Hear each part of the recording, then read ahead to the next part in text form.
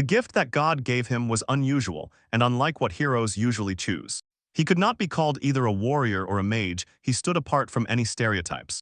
And even without a single healer nearby, he did not retreat and held on as if he was his own support. A sharp, loud command for Rent to act, he nodded, clenched the piggy bank tighter and barely shook it, preparing to make his move. The stern face of the boy, ready to face any danger, added confidence to his actions, and he used a borrowed magical skill. A flash of light enveloped him, and in the next moment the boy was flooded with dazzling radiance. In the eyes of the porcelain piggy bank, a fire flared up, and from its hole, money whirled out so fast it could scratch the skin. Rent stood firm, holding the piggy bank tightly in his hands, while banknotes and coins flew in different directions and spun in the air, touching everything they could reach. The girl in the witch's hat only sighed. She would forgive the boy for the haste, because the trio already fighting the monster could not hold on. They really needed Rent's magic. Sharp banknotes headed straight for the boy with the heavy sword, dangerously approaching his back as if about to rush and knock him down. But in fact, their goal was different: to give him new strength. They seemed to merge with that boy. The game ended where his determination grew, and he exhaled heavily as if a stone was finally lifted from his shoulders. The knight suddenly tightened his grip on the sword, cursed loudly, and ordered the monsters to attack, and in his eyes flashed unwavering determination, as if victory was already in his hands. He gathered all his magical power together and unleashed it in an explosive strike. A wave of incredible force covered the monster, throwing everything around, and it no longer had any chance of survival. The wind almost blew the rent payment away from its place because of this gust. The boy closed his eyes and covered his face, but the explosion turned out to be even stronger. Hair flew to the sides, and dust and sand flew straight into his eyes. Gia stood still for some time after his devastating victory, breathing heavily, gasping for air, realizing his own power and still tightly gripping the sword, staring through the dust after the explosion. El, the senior healer, smiled and said that the knight was the best guy. The senior warrior responded with a smile and barely a snort, feeling pride, and Miss A, the senior mage, added that this time it would be easy for them to win. Rent sat on the ground, looked at the heroes, and smiled as if victory was in his pocket, a victory with one strike. And on his knee lay a money jug, while the gunpowder from the explosion slowly dispersed in the air. Company representatives advised sticking to the chosen path to reach the end, and allowed named Rent's profession as if sealing his future. 5 years ago in the village of Alt, where old stories and strange prophecies were still remembered, something very important was broken, and since then the countdown of changes began. Little Guy smiled brightly, pulled a scrap of paper from his pocket, and shouted that his profession was swordsman and that it was an incredibly cool profession. The guys nearby picked up his words and supported him, shouting that it was just super. And someone threw out that Guy was already a D-rank adventurer, to which Guy himself proudly replied that he had always dreamed of becoming an adventurer, and finally got what he deserved.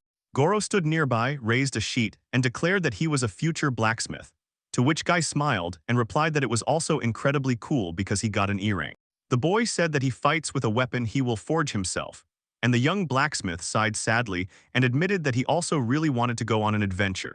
In this world, when someone turns 15, at the solemn coming-of-age ceremony, God makes a gift, determining the further path. The young man smiled and thought about how strong he dreamed of becoming as a traveler. Suddenly, a little girl appeared next to them, who hurriedly turned to the boy, trying to get his attention. Rent was glad to see his friend Misu. The girl said that during the church service his name was called. Inside the church there was a strange, enchanting silence. Tall doors, huge columns, and people standing with tree branches, as if it were a ritual for everyone who would come. Rent looked around and felt that everything here was arranged differently than in the world he was used to. Every detail seemed to change the rules. He approached a man who greeted the young man with a gentle smile, and the man spoke to him as if to a holy father, from whom no one dared to deviate even a step. The man handed Rent a parchment and ordered him to pray by the light of the altar, where the glow seemed to hold the space in its embrace. Then he added that the Creator would reveal the secret of his entire future life, and against the backdrop of tall windows with angel patterns, Rent pressed the parchment to his forehead and fervently prayed in his thoughts to learn his destiny. A crowd of teenagers gathered near the church entrance. Some impatiently waited for friends, others stood in line, waiting for their chance to go inside. Rent finally came out, and Misette immediately shone with joy, running up to him with the question of whether he had fully completed everything that was required of him. The boy was still awkwardly proud of his appearance, and the crowd began to ask how the ceremony went, and most of all, they were interested in what role he received. Rent awkwardly scratched the back of his head and showed a paper with an inscription where it was written in black and white that he was assigned the Magic Guardian. After which he added that even the Holy Father was surprised, because it seemed he had an S rank and these words stunned everyone standing nearby. Guy, unable to contain his amazement, stopped and said that such a high rank was an extremely rare case, and immediately a crowd of people gathered around, eager to see Rent's letter. The man took a step closer and looked more attentively until the main thing became visible. It was the Rent that held the magic in its hands, as if it were inscribed in the very power itself. Suddenly his gaze slid lower, he faltered from surprise, pondered for a moment, and burst out with a loud exclamation. The magic of that boy 1200 units. Guy jerked forward sharply and loudly objected that this could not be, since his own magic was only 20, and the girl nearby calmly clarified that her power was actually 13. The man began to tremble noticeably, and with a trembling voice asked what power he had, and Rent stepped closer, also unable to resist and wanting to take a closer look. He confidently stated that his power was to borrow magic, and the nearby company immediately could not understand what exactly he meant. Ren explained that most likely, it was the skill of transferring magical power to others, and Guy sharply asked if he could really borrow the boy's magical abilities and use them as much as he wanted. Miss A quietly sneaked up from behind and whispered that it was really cool. But the man was so startled that he was scared. She appeared so quietly and suddenly that he did not have time to recover. She said that it was a wonderful gift and that it also had an S rank, so Ren could not resist and asked if she really thought so. Miss A smiled gently and sincerely congratulated the boy, as if confirming this statement without a shadow of doubt. The man shyly smiled, looked away, and sincerely thanked the girl. Borrowing from a magical keeper is just one of the skills, the ability to hold a little more magical power than allowed by the usual reserve. In general, it is a general term for the energy you spend activating any ability. After rest and sleep, the spent magical power automatically recovers, but there is a limit to accumulation. Anything exceeding it never returns. But he learned to store the surplus in a magical repository to save it for the future. Its capacity equals its maximum magical power, exactly 2400 units. Rent lay on the bed and stared intently at the sailboat, embarrassed by the thought that he still did not understand whether he would ever be able to use his skills. He bitterly realized that he had not even been taught how to do all this. He stands on the edge of an abyss without any instructions. The boy recalled the words once told to him. In magic, the most important thing is the image, what you clearly imagine before trying. He slowly shifted his gaze to the shelf where a completely ordinary small piggy bank stood, like a familiar thing that could actually hide more. The boy holds his old piggy bank in his hands, worn and covered with small scratches. He decides to keep it and try whether he can use it for his new abilities. Rent looks intently at the coin box and thinks that most likely it can be used to store magic just like coins are stored. Suddenly the piggy bank flashes with magical light and Rent immediately understands. This is not just a toy but a real treasury for magical power. He declares aloud that from now on the piggy bank is meant not for pennies, but for magic. He sharply declared that he would keep it in the piggy bank, and the magic, which looked like paper money, swirled and began to fly straight into the piggy bank. While they were inside, someone outside was practicing magic, launching a fireball into the air, and the flame briefly cut through the darkness. Rent sneaked up behind Missa and decided to use the borrowed magic, but her body immediately trembled from shock. Missa felt the power returning to her and rejoiced, speaking to the boy. The magic was with her again. The man came closer and explained to the girl that to restore her strength, she needed to place her hand on the piggy bank and direct a flow of energy there. Ms. A placed her hand on it, and the piggy bank immediately flared with magical light, and Rent joyfully confirmed that the girl was doing everything correctly. Guy appeared nearby.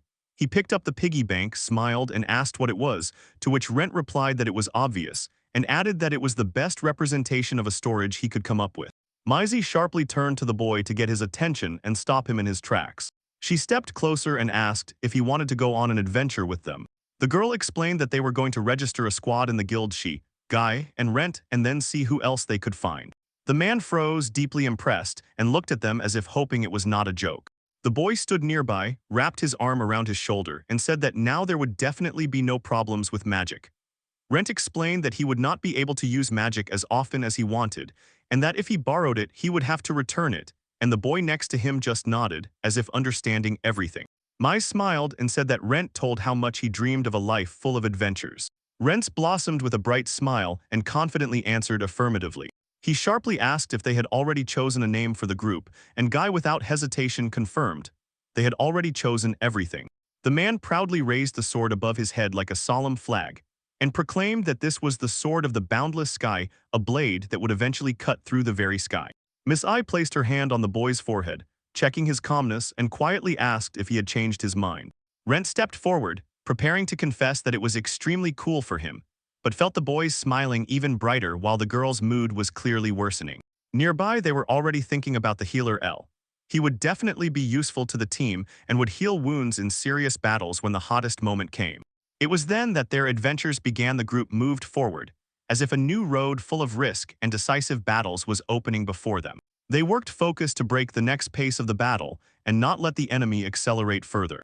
Rampistode raised magical powers for each fighter, as if adjusting the strength to their roles and rhythm. Monsters died one after another thanks to teamwork, and also thanks to the coordinated, like in a round dance, actions of the squad. The total amount of magical power they could draw directly depended on how many such units were in the squad. In the local bar, men were buzzing, retelling rumors about the squad boundless blades. One of the men, sipping beer from a mug, listened quietly to the conversation. People said that this unit had risen from the initial F rank to C squad in just 2 years, so they were incredibly agile. The face of the second man burned with interest, because his thoughts were entirely fixed on the sword of the boundless sky. Guy suggested, after such a successful mission, they would buy new uniforms for their adventures, and Miss A smiled and said that it was very comfortable to move in, while L added that she was incredibly happy. Rent looked at the team and sharply asked what about himself, since he was still wearing the starting equipment. Guy rudely replied that he did not need a new uniform because he did not fight directly. L added that it wouldn't hurt to wash him. That man smelled so sour his shoulders dropped, and the look directed at him after these words became even sadder. Compared to these three, her level grows much more slowly, because his skill has special conditions without which it does not activate properly. The power of ULEN must make everything return back.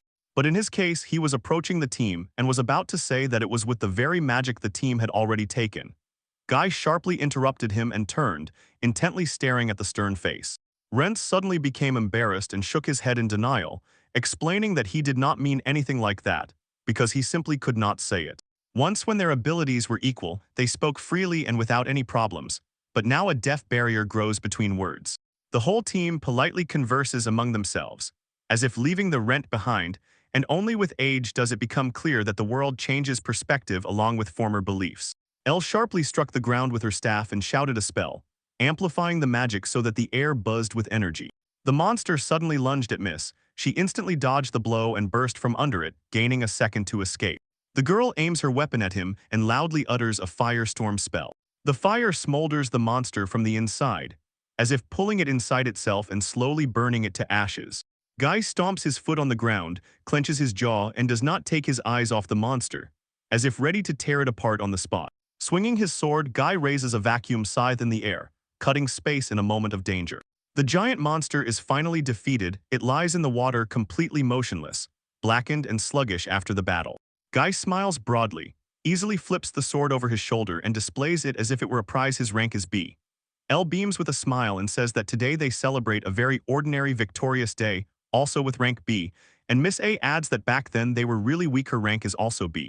Rent stands behind and applauds the team heartily, watching each as if cheering for them with his heart, and his S rank is noticeable even in his manner of holding himself. Guy demonstratively ignored him, proudly raised his head and declared that it was time to go to the guild to report to it, while hastily trying to get his own evaluation. Misai asked if they had heard the rumors that their team was the closest to an A-rank party, and the boy immediately answered without any doubts, while Rent returned to them. Beyond him, among the ruins after the battle, he noticed a chest hidden among the debris. It was barely illuminated by a gleam breaking through the dust. He called the team and solemnly announced that he had found a chest with mysterious treasures. Outside, it was pouring relentlessly, the rain hitting the roofs as if with hammers, and the dark streets were turning into continuous streams of water.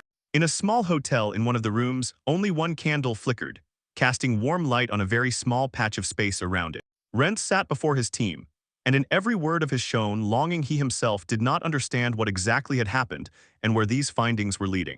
He glanced at Guy, but there was almost no belief in his eyes. The words sounded too incredible to him. The man sharply interrupted him and ordered him not to make him repeat. then said that they needed to get all the way to the very top. He concluded that they would recruit new adventurers and create and form Squad 2. When he realized that the rent would be cancelled, the boy's gaze became empty. Fear and disappointment were reflected in it. Swallowing a lump in his throat, he asked uncertainly why he had to be responsible for this. He did not understand why the whole team was smiling and looking at him boldly, since they did not care about his confusion. All three suddenly clenched the large bracelets on their hands, and they flashed brightly in the dim light of the small candle. Rent froze in amazement because he realized that these bracelets were worn from the chest he had just found. Guy explained that the bracelets were appraised in the shop and that the owner himself was shocked, stating, "This is an extremely rare item." He added that the bracelet restores the owner's magical energy up to 1,000 units daily, so its power works almost continuously. The man concluded that they have 3 bracelets, which is clearly more than he could give them as a reward. Miss E said that they need magic, but it is not necessary for it to be obtained or created through rent schemes. The man tried to justify himself and stated that thanks to these bracelets, he could provide over 5,000 units of magic. Reng picked up, saying that then they are able to use absolutely any magic, and asked the question, "Isn't that so?" And Gaia sharply stood up from the table. The man began to explain that the reason is exactly this, and what he said sounded as if he was trying to quickly fix his own mistake. Suddenly someone sharply grabbed Rent by the neck and lifted him into the air. The air lingered in his chest for a moment, and then he began to slowly suffocate. Throwing a stern look at the boy, the man declared that he would test him and ordered him to try to escape. The grip was so tight that it became hard to breathe. The boy could not even move because he physically did not have the strength to break free. The boy looked at him just as motionlessly and sternly, ordering him to stop being clever since he had little magic. Ren quietly begged to stop. He wanted to breathe normally again, but he couldn't, too weak to resist. His eyes rolled back, tears streamed down, and the man was already losing the last hope that the boy would let him go. The boy only hoarsely repeated that he was unbearably in pain. He looks at Guy with pain in his eyes, hoping that he will eventually let him go. Slowly his hand loosened the grip on the man's neck, moving his fingers from the last tension. Rent painfully fell to the ground, breathing heavily and trying to catch his breath again. She laughed loudly, pointing her finger and saying that the boy had a very funny face. He threw a fierce look at his now former team, then slowly exhaled, trying to gather himself again and hold his breath. Misei sternly fixed her gaze on Rent and asked what that look meant, then sharply added that she completely agreed with Guy. She ricocheted with words and sharply asked if the boy really wanted her to pity him. But Rent tried to answer and couldn't utter a single word. Offense and rage were eating him from the inside. The man couldn't stand it and hesitated no longer. He jumped out of the building, torn by offense and filled with anger. She boldly waved her hand at him, accompanying her gaze with fading sarcastic laughter, and shouted after him, "Goodbye." Guy smiled and said that finally one problem became smaller. Now they would no longer have to suffer with him. To which Misette replied that this worthless man should have been kicked out long ago. The young man laughed in response and, pressing his lips into a barely restrained smile, said that the girl was truly cruel. Rent slowly walked through the downpour, soaked to the bone, and a lump of resentment and anger at the former team painfully stuck in his throat.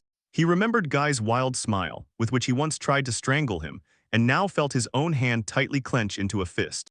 In this situation, he could do nothing anymore, only stood, holding his breath under the heavy gaze and inevitability of events. The power given to him became a true revelation for everyone. A gift of S-rank level turned out to be incredibly unique and unprecedented. Just stand behind and distribute the magical power evenly, without losing the rhythm. Unable to bear it, the boy brushed the piggy bank off his shoulder and threw it away. It fell to the ground with a loud clink, which the rain immediately soaked. Rent sadly looked at the ground while raindrops ran down her hair and head, and it seemed that the weather caught her mood and depressed her even more. The man spoke into the void and again repeated that he never wanted this. Looking at the face of Trinity, he suddenly realized they were all dead. He repeatedly replayed the thought in his head whether he was really that worthless, and whether that was exactly why he was kicked out. Ren's eyelashes trembled and tears welled up in his eyes. He was afraid that everything said was true. When he spoke about magic, repentance sounded in every word. All the power he once copied had once been given back. Unable to endure the silence and pain, he raised his voice into the emptiness of the rain, demanding to return all the power that had been taken from him. He continued to stand silently in the empty street, soaked from head to toe under the heavy, cold rain. Suddenly, a clear phrase sounded in the boy's head. He had fulfilled all the requirements for the evolution of the gift. Rent froze in surprise. And the voice in his thoughts continued. It explained that the repository had turned into an infinite storehouse of magic, and the boy did not understand where this voice came from. Suddenly, a small fairy appeared in the air, who addressed Rent Sira and congratulated him on the thermal evolution. The fairy shone with joy, congratulated the boy on the evolution of his gift, and solemnly called him a master. She smiled gently, dreamily bowing her head, and said that she was incredibly pleased to meet him, and he replied that this was the most pleasant moment. Suddenly, she stepped closer, with a note of awkwardness in her voice said that she did not expect this. After her master reaches adulthood, she will have to wait a whole 5 years. Vren's eyes suddenly widened. He embarrassedly pointed at her with his finger and quietly hissed, "So you are serious?" Unable to hold back, he loudly asked if she was a thermal fairy, and the trap girl smiled widely, confirming that he guessed correctly. He remembered how the village priest once explained to him, there is a fairy who supports him, and she has a special gift hope that does not disappear. It turned out that the story was true. The girl barely bowed her head and said that she was incredibly pleased to meet you. Her real name is Magical Planner, but the boy can call her Mappy. The fairy smiled gently and said that she was looking forward to the opportunity to get to know them better. Ren decided that she was very funny and cute, so she searched her mind for what exactly to say to him in response. Suddenly the fairy screamed loudly, then stared in surprise at the boy's appearance and asked where he got such a neglected look. At first, he did not immediately understand what was happening. Mappy took out an abacus and, tapping out the count, began to enumerate the iron breastplates, the worn fabric cloak, and the linen pants, then sharply asked, "What kind of sandals are these?" Mappy put the accounts in front and firmly declared, 116 coins, because that is exactly how much is needed to buy this boy at least somewhat normal equipment. She said that if the boy wants to work, he must dress according to the rules, and Rent immediately realized she was too strange for an ordinary person. The boy hesitantly asked how his gift was developing, and the fairy replied that it was time to check the parchment. Mappy explained that when a skill evolves, the parchment does not remain the same. Its content updates as if adjusted to the new power. Rent looked closely at the parchment, and at that moment noticed clear changes in the lines and symbols, which seemed to have just appeared, and the inscription became different. His gift was now called Infinite Magic Storage. Rent suddenly remembered how his former comrades looked, and that their skills also grew along with evolution, especially Guy. The same ordinary swordsman was now advanced, moved more confidently, and held his weapon differently. He noticed that his own rank had risen to SSS, and immediately asked the fairy if there was something higher than the usual S. But the fairy only mysteriously giggled, averting her gaze as if the answer could not be spoken aloud. She pointed with her finger towards the side of an invisible thing to the viewer, and beckoned the man to look there. An unknown symbol caught his gaze, and without wasting time, he asked the fairy what it was. Mappy replied that it was the infinity sign. She lifted the piggy bank like a trophy and proudly declared, the boy no longer needed to worry about capacity because now she could store an infinite amount of magic. At first, Rent did not immediately understand the fairy's words and froze silently, staring ahead as if afraid to blink. It was then that it dawned on him. The whole problem unfolded before his eyes, and he suddenly understood what the word about infinity meant. Mappy began to explain. For the development of an infinite magical storage, there were 2 conditions. First, the boy must have a certain reserve of magical power. The girl twitched lively and stated that the second condition was an extraordinarily strong feeling. He had to truly wish with all his heart to repay the debt. Rent involuntarily recalled his own recent screams, as if they were still echoing in his head. The girl suddenly smiled and said that the condition seemed simple, then sharply asked why it took the boy as long as 5 years to do it. Vent sharply exclaimed that in reality everything was much more complicated, and the fairy, maintaining a cold smile, sarcastically emphasized his words. He suddenly sank into his seat and quietly admitted that he was very afraid. The man began to justify himself. He was extremely patient and always tried to act in the interests of his former group. When he demanded the return of magic, it seemed to him, as soon as they stood on their feet, everything would definitely be returned. Myra smiled and said that the boy was very kind, and because of this he felt true joy for the first time in a long time because he was finally praised. The fairies sharply called him a good local fool and smiled maliciously, so Rent did not like it, and he immediately expressed his dissatisfaction. Meppy hugged him by the shoulders, assured him that it was nothing special, and suggested looking at what else was new. The man stared at the parchment again and, frowning, began to look for new corrections. He was confused by the number 2,678,087, and he asked the fairy in confusion what it meant, since the number was truly colossal. Mappy smiled slyly and explained that this number was the magical power he had lent to the team, and Rent exhaled in surprise. He definitely did not expect to see such a huge amount. The fairy added that it referred to all 5 years. The fairy clarified, the number below is the amount of magic he needs to collect, 1,435,837 units, and that amount is usually extracted only in a whole year, so this was his new forced gathering skill. Rent's voice trembled as the realization slowly dawned. He really could forcibly take magical energy from debtors. Rent realized that he could return all the energy he had once given away. The fairy smiled slyly and cast glances at the boy, who clearly liked it. Only then did he understand where the trap was. Why did Mari have such a cruel, cold face, as if she had already seen him break down on this path? Rant sharply and loudly asked Mari how exactly to use this ability, and the fairy hurried to calm him down, sliding her gaze to avoid revealing fear. She explained that there are certain conditions for activation. A contract must be made with the debtor, and Rent distinctly emphasized the word contract for himself. Menpi said that there are different types of forced magic return, but all of them are complex, although, if you think about it, there is logic in this. The fairies sharply ordered the boy to leave it to her, not touching or getting distracted until they finished their actions. Vren smiled at the fairy in response. He was sincerely ready to trust her, despite the risk hanging in the air. Two men who were just passing by stopped and looked at the boy with obvious distrust, as if suspecting treachery in every move he made. They silently waited for the question. Who is this boy standing by the tree and talking as if someone is next to him, although they did not see the fairy? They decided not to touch him, considering that despite the past, this was the best option to avoid unnecessary interference. The next morning the sun generously flooded the yard, and the rain suddenly stopped, leaving behind shining puddles. The quiet atmosphere of the hotel prevailed again, and Guy went outside and told the boys that everything went simply wonderfully last night. He drove away all unnecessary thoughts and ordered the boys to go to the guild and find a new comrade, but suddenly something broke his thoughts, interrupting the moment with silence. He stood before them, head held high and proudly, and the team could not believe it. He was clearly not expected here. One of the guys sharply asked why he suddenly turned back, as if his appearance was an insult to everyone. Elle smiled through the tension, apologized, and explained that they had already been kicked out of the group, and the Swarmasters supported her with words. There is no place for him here anymore. Miss A stated that he appeared exactly on time because she had some kind of bag in her hands. She roughly threw it to the guy, and the bag clinked right by his feet, after which the girl allowed him to take it. She added that the innkeeper had put a lot of effort into gathering this junk together, and Miss A slowly and drawlingly summarized. They have no idea at all what to do with all this now.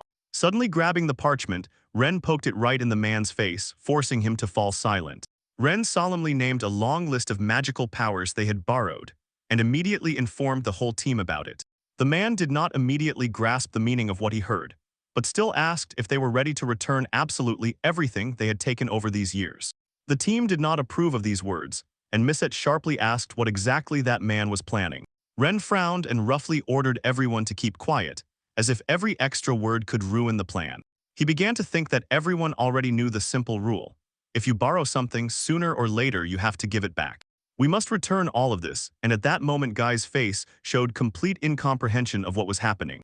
Rent continued that his gift was by no means a worthless trifle, like a bracelet on the hand, and Guy was already about to start a response, addressing the interlocutor directly. He suddenly grabbed the boy by his clothes and lifted him into the air above the ground, making him feel that letting go wouldn't be so easy. He stubbornly looked him in the eyes and asked if it was really possible to take everything back so easily, because he definitely didn't like such rude treatment, right?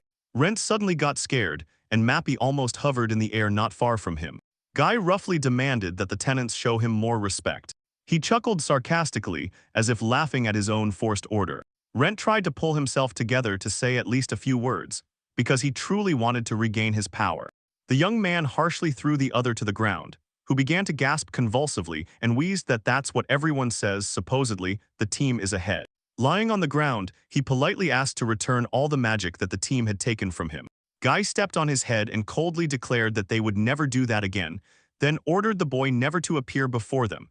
The girls behind snickered maliciously, admiring the pitiful picture of cracks enough to feed on. Neglected and muddy, he lay on the floor in torn clothes, exhaustedly exhaling after pain and humiliation. The boy just walked past and rudely said goodbye to the boy, not stopping and showing open contempt with a look that had already turned away. Suddenly turning around, he raised his hand and with mockery in his voice promised that they would settle the score some other time. Rent was still lying on the ground, wounded again. Through pain, anger, and resentment he slowly shook the sand from his hand, not intending to leave it like that. Rent slowly opened his eyes and looked at the backs of his former team, breathing heavily and unevenly, as if each breath came at a cost. Suddenly, the Central News Agency spoke. It reported that the debtor had been identified and the contract was already created. The fairy flew closer and whispered to her master that it was time to activate a new skill. Rent rose from the ground, his gaze burning with anger and resentment, and he was ready to take the debt back. Rent solemnly activated the new skill force gathering and tension and power were felt in the air, as if the space was preparing to receive his strike. Step by step the team moved forward and quietly discussed how this guy annoyed everyone around. Ale admitted that she was extremely shocked by that guy's attempt to come back to them again, and he replied that now, after everything he had done to the guy, there was no point in returning. Ms. A stated that he needed to be disciplined more harshly to make sure it worked, and the friends picked up the conversation, setting themselves resolutely. Guy smiled disgustingly and said that the girl was really cruel, which caused a cold tension to hang in the air. She smiled as if accepting the challenge and turned directly to Guy, ready to continue the conversation. Suddenly from the very same paper money that Rent once gave them magic spilled out. A whole immense pile of power burst from the team and flew away at a crazy speed. Miss A felt something strange for a moment, as if the air had become heavier and she was touched from within by foreign energy. The boy immediately asked what had happened, but the girl sharply waved him off and cut him off, saying that everything was fine, not even holding his gaze. He assumed that Miss A probably felt his watchful gaze on her, and it irritated and hurt her. She did not like being observed too closely. Miss A ordered him to stop talking nonsense and the whole team laughed cheerfully, picking up her tone. Because in this short quarrel it unexpectedly clicked, so much that laughter spread throughout the squad. On Miss A's neck shone a mysterious mark that left a barely noticeable imprint. Marie slightly lowered her head and quietly asked him for forgiveness. Rent was impressed and asked what had happened to the girl and why she had changed so much. Marie explained that the man seemed stronger to her than Rent, and Rent himself was not pleased with this thought. The fairy added that it seemed so to her, and Rent called her discontentedly, breaking the tension in the air. Marie smiled sharply and said it was just a joke, because of which the boy immediately swayed back in his chair and relaxed a little. Somewhere nearby on the street, magical forces appeared in the form of paper money, and aimed at a small window right under the very roof of the house to return to their native piggy bank. Suddenly, the banknotes like a living magical force picked up the whole squad and rushed at high speed straight into the piggy bank, and this really scared the boy. The boy was surprised by what he saw, so he asked if it really worked, and the fairy replied that the collection was successful and everything happened exactly according to the contract, while the waitress nearby looked at him too suspiciously. Murray continued to insist that from now on all the magical power they accumulated would automatically be collected in his piggy bank, and he said this so confidently as if he already controlled every grain of magic. Rent raised the parchment to the light and sharply pulled back because the amount of magic in the storage had really increased, as if reality itself had submitted. Suddenly, a clear warning sounded the condition for the new skill was met, and Rent was no longer surprised by this voice in his head, as he had heard it before. The voice confirmed that Rent had mastered a new skill, a magical operation, and nearby a fairy fluttered, watching how the boy had already learned to apply it. The magical operation turned out to be a special ability. It either consumes the user's own magical power or preserves it, after which it raises the maximum magic level specifically in this state. When he spends 1,000 units, his maximum magical power will increase by 1, and the fairy rarely intervened, only slightly worriedly asking, "Is something wrong?" Rent awkwardly rubbed the back of his head and admitted that he expected something much cooler and more powerful. Mari barely smiled, asked what exactly he meant, and added that this was a wonderful skill for growth, and Rent shuddered at her smile and hastily agreed. Meanwhile, the fairy quietly cleared her throat. He already had an infinite supply of magic, even if he raised the level right now. Rent turned back to the fairy and reminded her of her words, as if there were methods of forced collection, so he clarified if it was true and asked to name which methods were meant, and the fairy only smiled and promised to explain in just a few words. The fairy began the explanation, saying that once there were 3 types of forced collection. The fairy showed a one-time method and emphasized that it only removes all the magic at once, as if summing it up in a single strike. Rent felt about the second payment in installments, where both the quantity and the volume of payments are agreed upon in advance, and he was explained that the third option has no such limits. The fairy smiled sarcastically and called the third way, the gates of hell, renewable fees, from which Rent's head spun until she added that exactly such a contract was signed today. The man asked what was so terrible about it, and Marie replied that in fact there are a lot of renewable fees there, and each new renewal opens the next layer of the trap. Marie explained that it works like a sand trap. Once you move, the sand holds tighter, so you can't break out of this circle no matter how hellish the collection method is. The girl quietly added that it is just a fixed amount to pay and mysteriously said, almost. Then challengingly asked if missing a rent payment equals an installment plan. The fairy explained that the installment plan works differently. Amounts are broken into parts, which are patiently collected together, and even when daily payments seem unbearable, the debtor clearly sees the final goal: full debt repayment. She sharply changed her tone and assured that renewable debt is a completely different trap, which made Vren's eyes widen, and it was clear he understood nothing. The fairy cut off dryly. Even if the debtor borrows 100 or 10,000, the amount he must pay back each time is the same down to the last coin. Rent leaned forward interestedly, and the girl, noticing his reaction, decided to explain everything using the example of his former team, showing how it looks in practice. In the magical system, power quantity was equal to 3,600, recovery 360, so every hour daily 10 of this power gave 8640 units. And from the available 3,000 it could be additionally restored, so in one day it was possible to collect 11,640 units of magical power. The fairy smiled, ran her hand over the abacus, and stated that on the other hand the amount after the loan would be 1,435,837 units. 8 for 10 days, and at the end of the year it would be possible to earn 115,000 Mr. Rent sharply stopped her and asked directly if he had to pay any interest for using his own skills.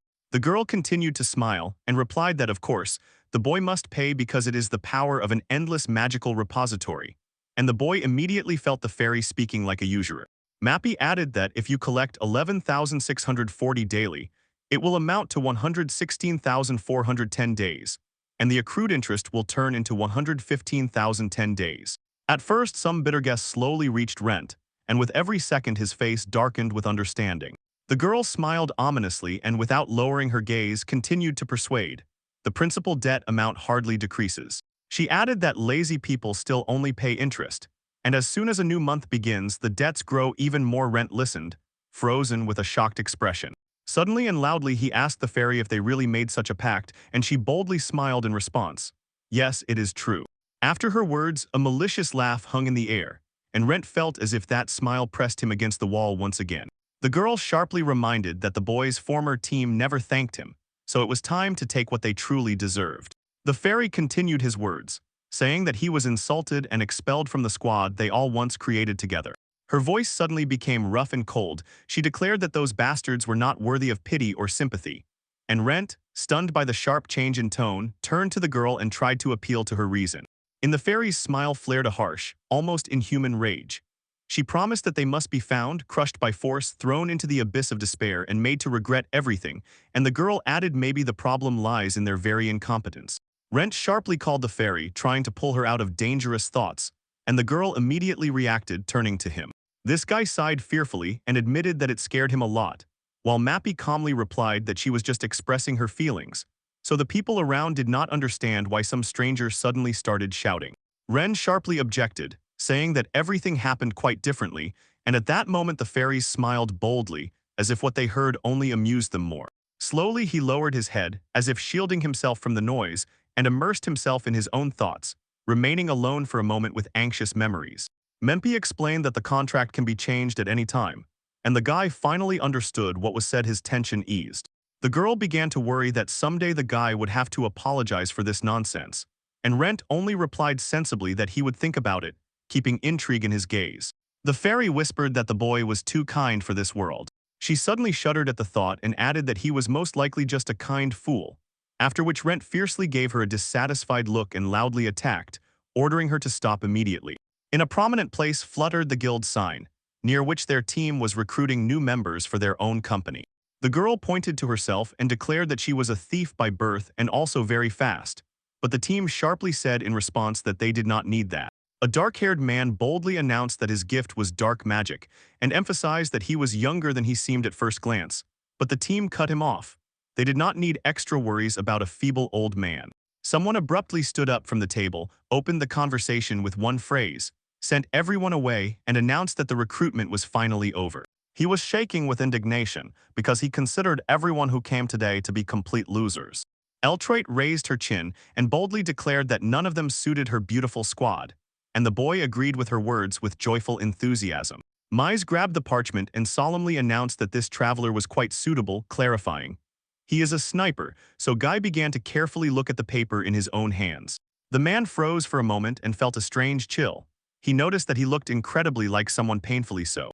He sharply addressed Ms. A and asked if she had missed the rent payment. The girl lowered her head, quietly said that she hated him with all her heart, and with obvious relief added that they finally got rid of him. She said that through all her adventures she had learned not only to survive, but also to make the right choices. Explaining what type of boys she liked, the girl clearly named those who have a strong sense of self-worth and at the same time are reliable and strong. The boys seemed to understand something, their eyebrows twitched in surprise, and they looked strangely at the girl. Elle sharply shouted at the girl not to dare touch her boy, and Miss A in response immediately asked a direct question. Since when are they a couple? Guy couldn't hold back and loudly laughed at the whole scene.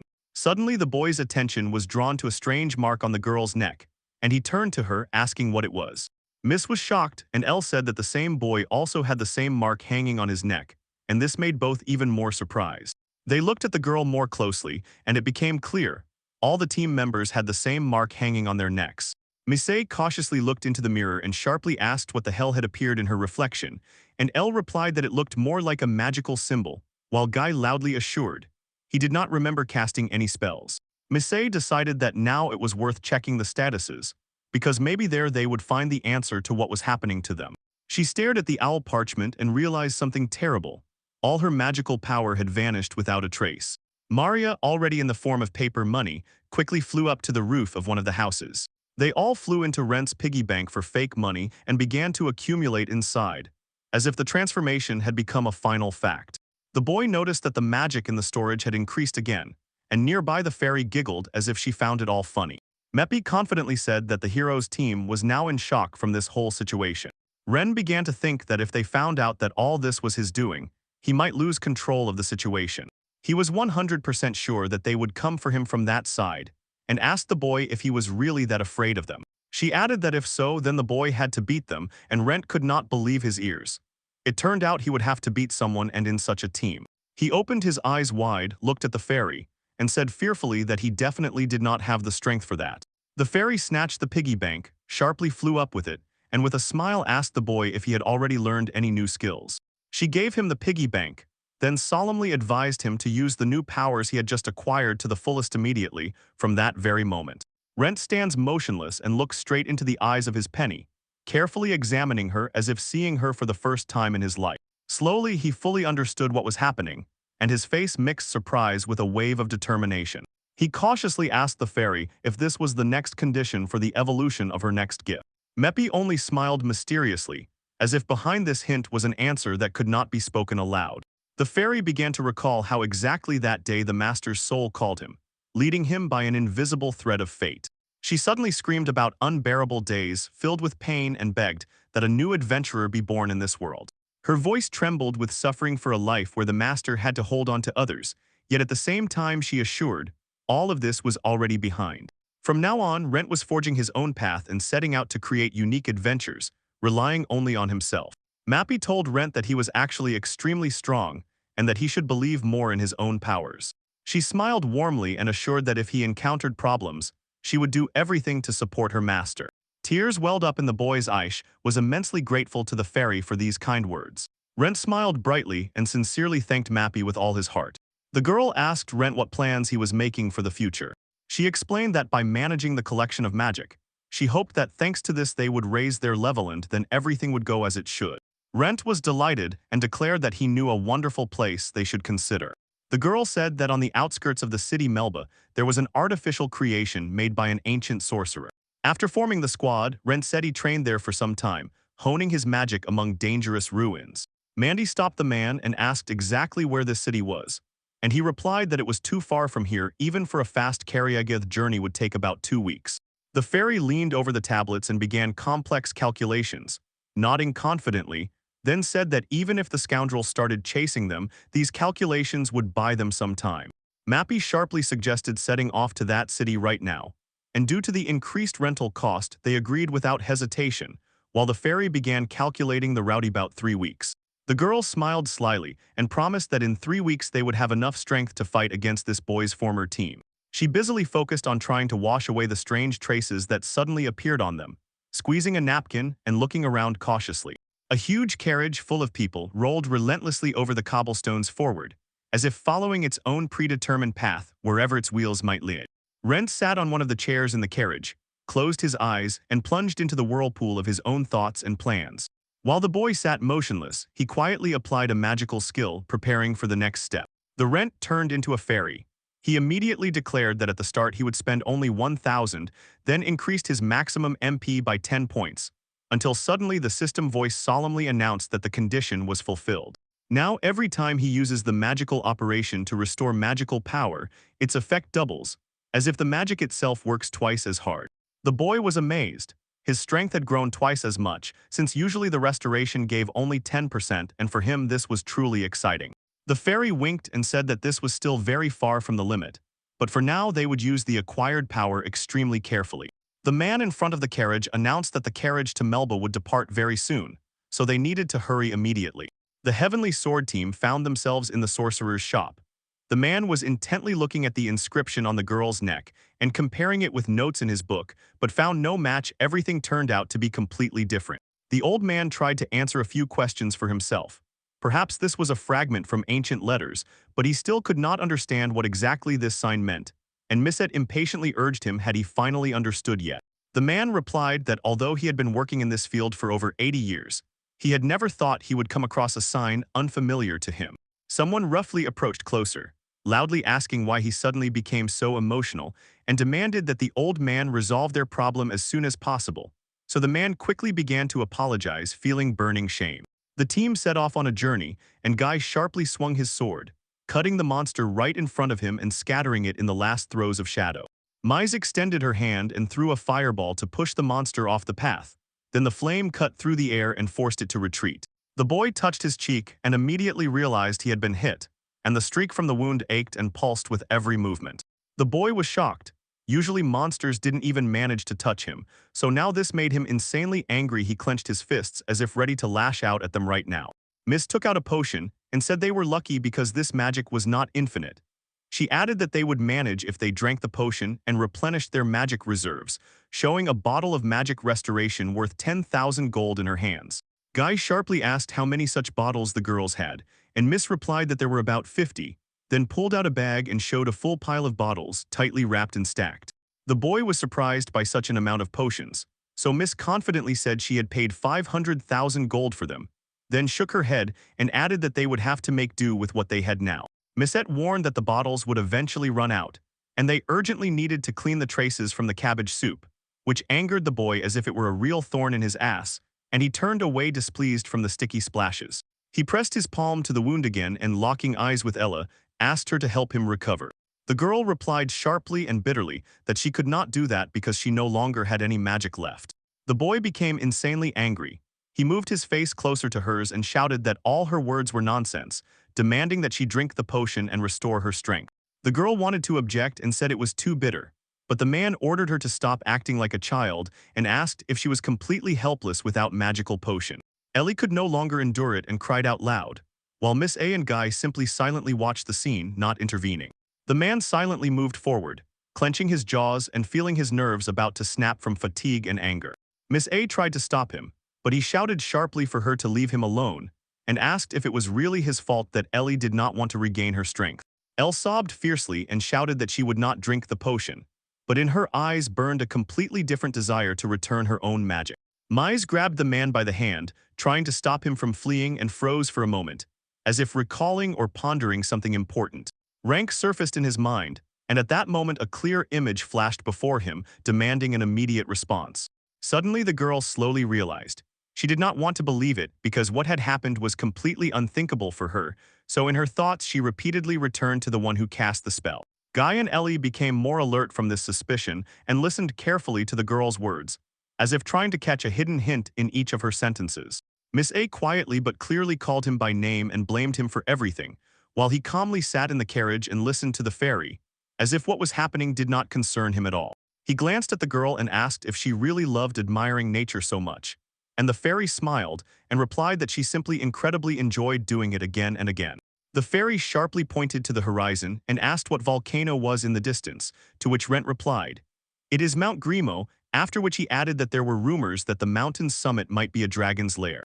Meppy's eyes lit up with joy and childlike curiosity, as if a lamp had lit up inside the room. Rents gently smiled, touched by the fairy's behavior, and his gaze became warm and soft for a moment. He thought Mari knew everything in the world but just realized that was not so. Today was the 6th day of the boy's journey, and all this time he was consuming magic, patiently increasing his maximum amount. Thanks to this, its current value reached as high as 4709 at the level of a great mage's indicators, and it was even felt in the air around him. Thus, the magical operation truly turned out to be a remarkable skill that required precision, endurance, and a moment of inner control. This allows him to freely let magical power into the storage and release it from there, although he still does not fully understand how to properly control it. According to Meppy, over time he will figure it out and fully realize the power of this skill. Now he can only sit still and wait for the time of his next improvements to come. Meppy pressed to the window with childlike delight and looked around every tiny detail of nature, as if everything around her was a new wonder. Suddenly, the system spoke.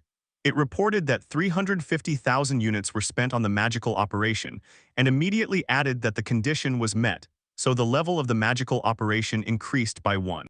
When the guy heard that the skill purchase became available, it confused him so much that he immediately could not understand what exactly this phrase meant.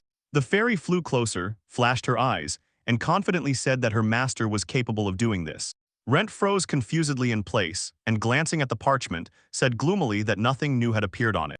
The fairy impatiently explained that he only needed to wave the parchment with his hand, and the boy couldn't help but be amazed with surprise. Mappy pointed exactly to the same place and ordered the man to repeat the action immediately, urging him not to delay.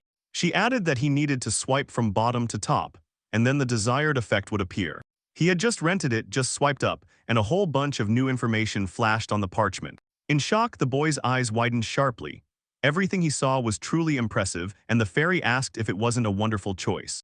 Rend quickly scanned the text, carefully reading the skills that had just appeared on his sheet. Mappy explained that all this is given to people by God, so usually it is simply impossible to obtain such things. The man held his breath and had no idea whether these things could really be bought or if he was just being tricked. The fairy narrowed her eyes ominously and smiled quietly because he guessed her plan on the first try. The girl explained that this whole effect is only possible thanks to the unique skill of rank SSS. When Mappy finished her monologue, she stood closer, asked what exactly the boy wanted to become as a traveler, assured him that she would always guide him at the right moment, and concluded, "Now he is capable of mastering almost any skill." 2 weeks passed, and finally the couple managed to reach the city of Melba, where the winds and the smell of roads mixed with the city bustle. Rent stood in the middle of the street, frozen for a moment, and carefully looked around in search of familiar landmarks. The fairy explained that it was actually very crowded here, and the man added, "Travelers from all over the world come here to pass through the giant Melba labyrinth." As soon as Rent set off on the adventure, Mappy quietly nudged, sharply, "Rent was here, right?" And the boy replied yes. They entered a small shop where the air smelled of dust, paper, and something sweet from old packages of goods. Brenka, the girl in the shop, asked if the boy belonged to any group, and if he was really sure he wanted to change location from the previous city to Melba, and received a firm yes in response. The girl smiled and solemnly announced that the registration was successfully completed, and the boy instantly gained the right to challenge the Great Labyrinth and joyfully celebrated this event. Rent confidently said that now this would give him a significant advantage in the upcoming confrontation. The fairies smiled wickedly and declared that when these freaks come for them, they would have nothing and no one to fear. The couple, holding their breath, reached the huge labyrinth, from which cold and suspicious silence emanated between the stone walls. They stopped right at the entrance to the huge Melba labyrinth, where the twilight stirred above the stone gate, and the darkness seemed to be waiting for the first steps. The fairy looked up and solemnly said that they had just entered straight into the dungeon itself. She gently nudged her master to move forward, and the boy immediately agreed joyfully, stepping into the darkness. 2 travelers slowly moved down the corridor, stepping into their new adventure filled with the unknown. For this mission, the recommended adventure level is F, so the path should be a test of endurance for beginners. Meppy gazes ahead and wonders how they ended up here, and the man replies that this is the Great Melby Labyrinth. He guessed that this place was created by an ancient sorcerer, but no one knows the exact truth. A barely audible rustle in the grass immediately caught their attention, as if someone invisible was moving nearby. Several Minotauri rats appeared before them, small in stature, but with ferocity and a ravenous thirst for human flesh. Rent drew his weapon and shifted his gaze to the demons that stepped forward. He was in time, literally on time, so he got a chance to test his own skills. The rats dashed forward with quick small steps, their intent obvious, to attack Rent and bite him.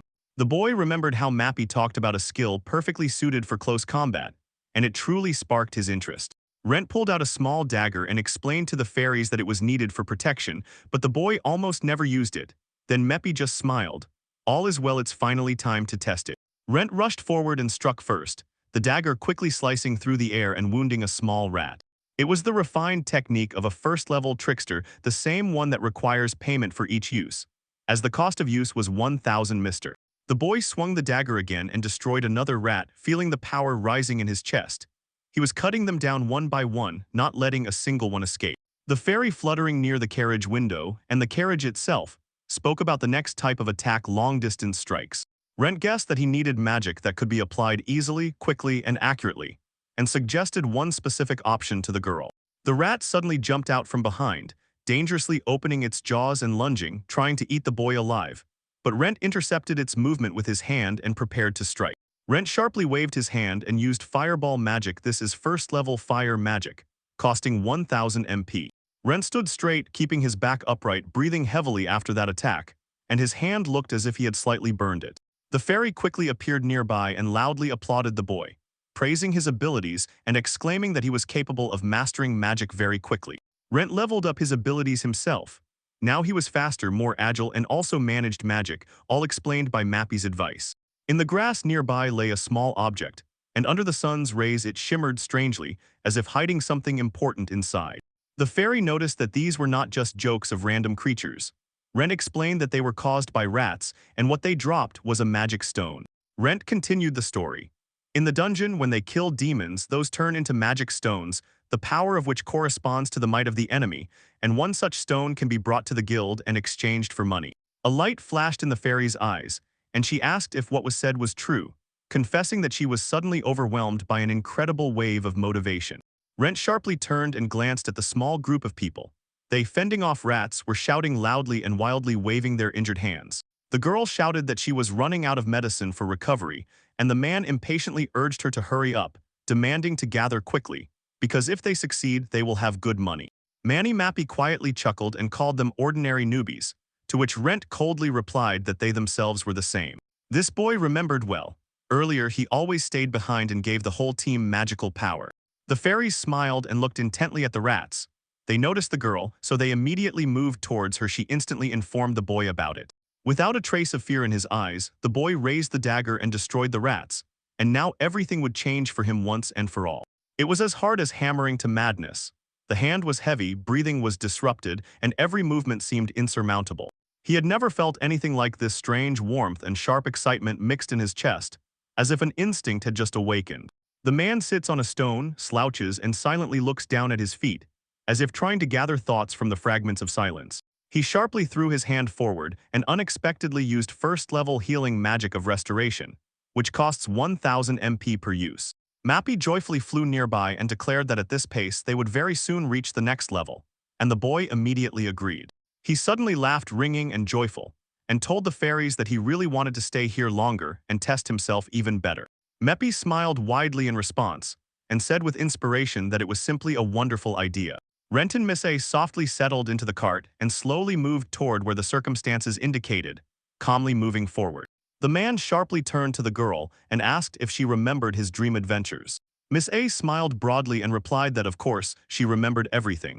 The girl suddenly placed her hand on his palm and whispered that she had thought about him all her life, so he blushed embarrassedly. She added that when she became an adventurer, she decided she wanted to be next to this boy, and there was stubbornness in her voice. Miss A's face suddenly sharpened, and in a rough tone she declared that this boy was actually completely useless. Rint suddenly jumped out of bed, as if someone had instantly torn him from the silence of sleep. He was breathing heavily, and his chest was still convulsively rising after the sudden awakening. Next to him lay a fairy quietly bored, and Rint could not shake off the thought. Was it really real or just a dream? The next day, the team advanced to the next level, Melba's Great Labyrinth, Level 2 Great Goblin Sea, where a traveler of level E was recommended. Carefully, step by step, Rint made his way forward through the trees and felt how the thickets were too densely intertwined here, squeezing the path like a trap. Touching his chin with a finger, he used the first-level presence detection skill, spending 5,000 MP. Rent confidently says that most likely goblins are ahead, and he has a feeling as if there is a whole colony there. The man understands. Fighting them one by one is not too difficult because they are weak, but most often they attack in groups, and that is what creates problems. Nearby, a fairy flies and laughs ominously, emphasizing the tension before the clash. She decides that it is time to put the boy's new skills into action to get ahead of the threat. The man agreed, realizing that she was right, and it was time to become stronger. Rent used the first-level signal blocking skill, spending 5,000 MP. He dealt only one blow and smashed the goblin, and as soon as it fell, he quickly dealt with the second one in the same way. It was a small goblin village where every dreamer found work and did their job without losing the chance for the future. I was sneaking near the village in the bushes and picking up the rent that someone had poorly hidden. Slowly raising the piggy bank, Rent used his skill to release a stream of magical energy shimmering in the air. The goblins noticed the boy, froze for a while, waiting for his next moves, but suddenly they couldn't hold back. They opened their jaws and rushed into attack. A paper bill dressed in magical glow slowly settled down and before touching the ground, flared up right in the air with a bright flash. Frowning, Rent sharply raised his hand forward and used his power to make several magical fireballs grow from under his palm. The fireballs flew on a precise trajectory, hitting every goblin in their path and exploded, scattering them with a shockwave of flame. Veils of smoke rose upward, and through them it became visible what was happening inside the goblin settlement. Rent looked straight ahead and suddenly realized, now he can consistently cast spells, and this thought brought him true joy. He was explained that the expenditure of magical power actually becomes an extremely heavy burden for the body. The fairy asked her master if he could run for a very long time, and he shook his head and replied that he could not endure. Then Mappy explained, magic works the same way, it is impossible to use it continuously. The fairy added that if you use the release of magical energy, you can wrap your own magical power around your body and release it later. Mappy explained that previously spells could only be cast one after another, but now several can be released at once. Rent slowly moved forward, looked around, and tensely tried to understand if his strike worked.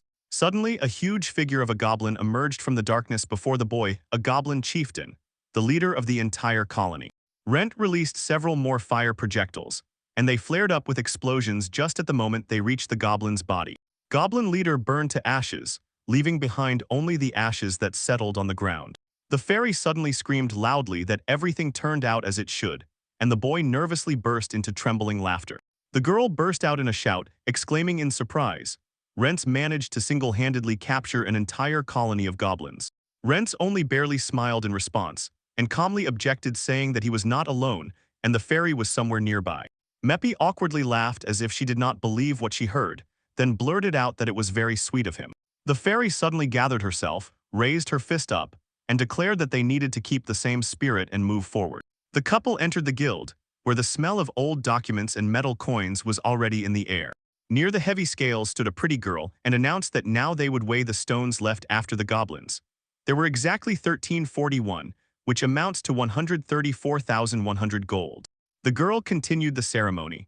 For the goblin leader, the boy would receive 10,500 gold, plus additional materials he could collect during adventures.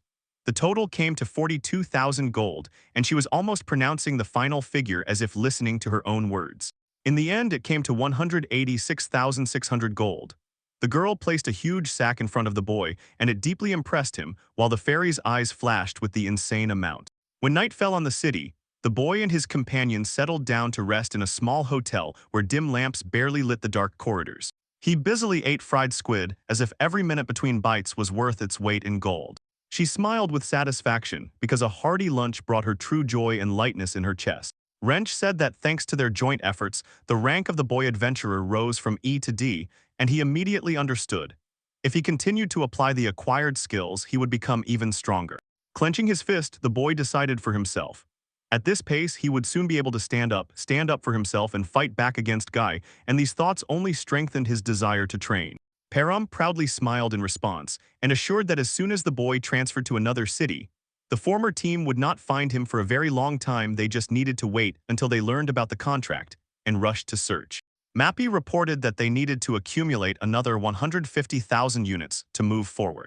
She explained that as soon as they collected this amount, they would be able to buy new skills and no longer feel fear. Rent got angry and stated that 150,000 units was an incredibly large amount, so they would have to go very far to collect such a quantity. But Param calmly replied that they would definitely manage and there was nothing to worry about. She folded her hands in a prayer gesture, sincerely thanked the boy for the food, and seemed to relax for a moment from the warmth of his care. Rent asked if the girl needed anything else, and the fairy asked if there was something tasty, and the boy smiled, saying that she could eat as much as she wanted, and that he definitely wanted to thank her for everything she had done for him. Mappy smiled, approached him, and whispered that this time she needed his magical power specifically. The man blinked in surprise and asked again, but the fairy calmly explained that magical power was the best delicacy for her, pure sweet nectar. Rent looked at her confused again, reproaching that she should have said earlier about her abilities, and Mappy indignantly replied that becoming a master was much more important. Then the boy asked how much she wanted, and Mappy, smiling, was surprised to see his agreement. He asked for exactly 100. Rent raised the piggy bank in his hands, squeezing it with his fingers, and asked how to do everything correctly, after which the fairy shook her head and advised, "Everything depends on a special skill possessed exactly at such moments." Meppy strangely pressed her lips. Her face twisted for a moment as if she was holding back some emotion, and this shocked Rent. The girl stated that direct contact was needed, and although Rent at first did not understand why, the fairy explained, "This is the best and fastest way," so the boy only agreed and pouted in response. Placing Mappy on his palm, he gently touched her lips as if asking for affection without unnecessary words. Breaking the kiss, the fairy happily and lightly fell into the man's arms, full of strength and completely satisfied. Ren asked anxiously how the fairy felt, trying not to show that he was worried about her condition. Mari was glowing with joy and replied that she was fine, so the anxiety finally receded. The boy froze for a moment and then suddenly realized this was his first kiss. And again the same cart appeared. Inside sat several people, and no one was in a hurry to get out. Young Miss A smiled and stated that Rent's mother has the best and most special talent. She added that she always knew. The boy was doomed to a life of adventures, and Rent only smiled in response and said as if that boy had already told him the same. The boy himself was sleeping behind them on the hay, and the girl explained that he had acquired the skill of a swordsman, called it ordinary, and added that dear Anchianti are not so rare. Miss A smiled, stepped closer to Ren, and asked if they could travel together from now on, to which the boys nodded happily and immediately added that they just needed to gather a bunch of new stories. The girl suddenly blushed and looked at Ren with completely different eyes, saying that it was really wonderful, and then quietly asked if they could be together in a different way. Ren blushed deeply from the unexpected proposal, jumped up from his place, and froze in stupor for a few seconds, unable to find words until he finally managed to utter only her name.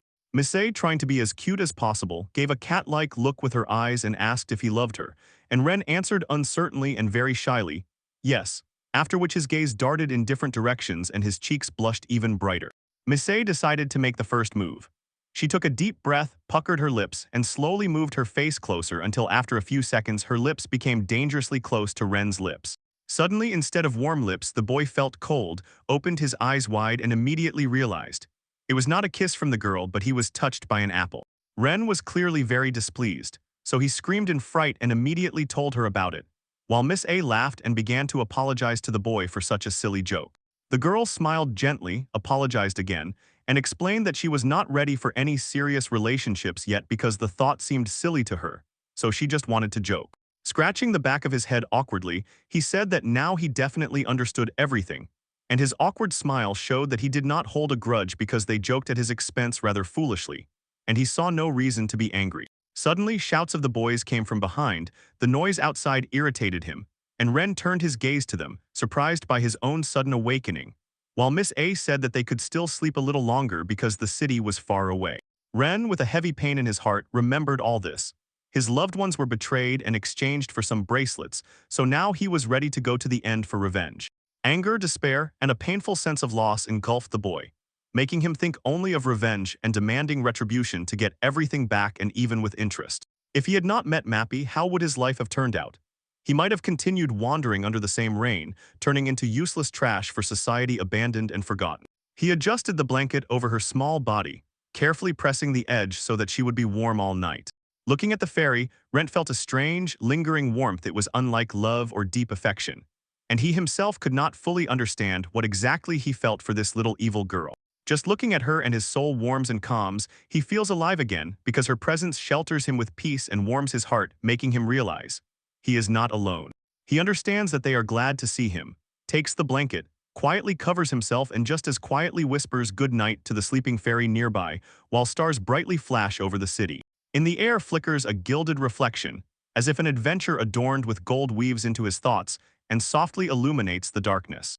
The girl behind the counter meets him with a smile that sounds as mechanical as her movements, and says that, as he already said, Mr. Rent is here in this city. The guy bursts out screaming, insisting that it cannot be since they have been searching for that boy for several days, and the girl replies that she is sorry to hear that, after which he starts swearing again and asks who she thinks she is. Mrs. stepped closer and quietly said that there is no need for any unnecessary conflicts anymore, and Guy finally calmed down. At home, she stared at the parchment, trying to understand how much of their power is spent during the borrowed magic of the squad, and read the inscription. Borrowed magic of the squad 2,678,078, then confirmed she knew this. The girl emphasized that compared to yesterday, there was less magic, and Guy cursed that same boy because he realized he still steals their magic. Missy looked at the parchment more carefully and realized that she had not noticed all this before. So although she did not monitor how much magical power was spent, she still considers what she saw strange now. She explained that the squad, bracelets, and their combined magical power naturally regenerate, and concluded, reducing the amount of borrowed magic is not enough, it's insufficient. Guy stood up and asked what exactly she meant, and Missette honestly replied that she herself still does not fully understand the whole situation. Elle inquired how long they would have to rely on these potions. She had already tasted their bitterness and knew they were by no means cheap. Miss EA stood up from the table and said that now they just need to endure, after which she dryly calculated. If each of them drinks 45 bottles to restore their strength, the loss of magic will be 0. Elle loudly began to complain that she no longer wanted to drink this, and asked Guy to drink it all instead of her. And Guy instantly got angry and sharply asked what nonsense she was making up. Miss A, on the contrary, stopped at the girl's phrase and looked at her with interest, as if some important detail was hidden in those words. In the Adventurers Guild, where it always smelled of torch smoke and fresh maps, the hall filled with the hum of footsteps. A grayish man, to whom the Heavenly Sword team once turned, sat in the shadow of a chair and quietly smoked, as if time had stopped for him. While he calmly enjoyed solitude, a sudden loud call echoed at the door. Miss A sharply called him. At the threshold appeared girls in very revealing outfits, and with a cheeky smile asked the old man if he remembered them. The man immediately understood that this was the very squad, and Missette joyfully blossomed at the fact that he had not forgotten their faces. The girls suddenly stood on both sides of him and quietly, tenderly stated that they very much needed his help because they needed him right now. Grandfather was stunned by such pressure from the girls. He was completely knocked out, as he could not understand how they first kicked him out of their team and then came back and started asking for something.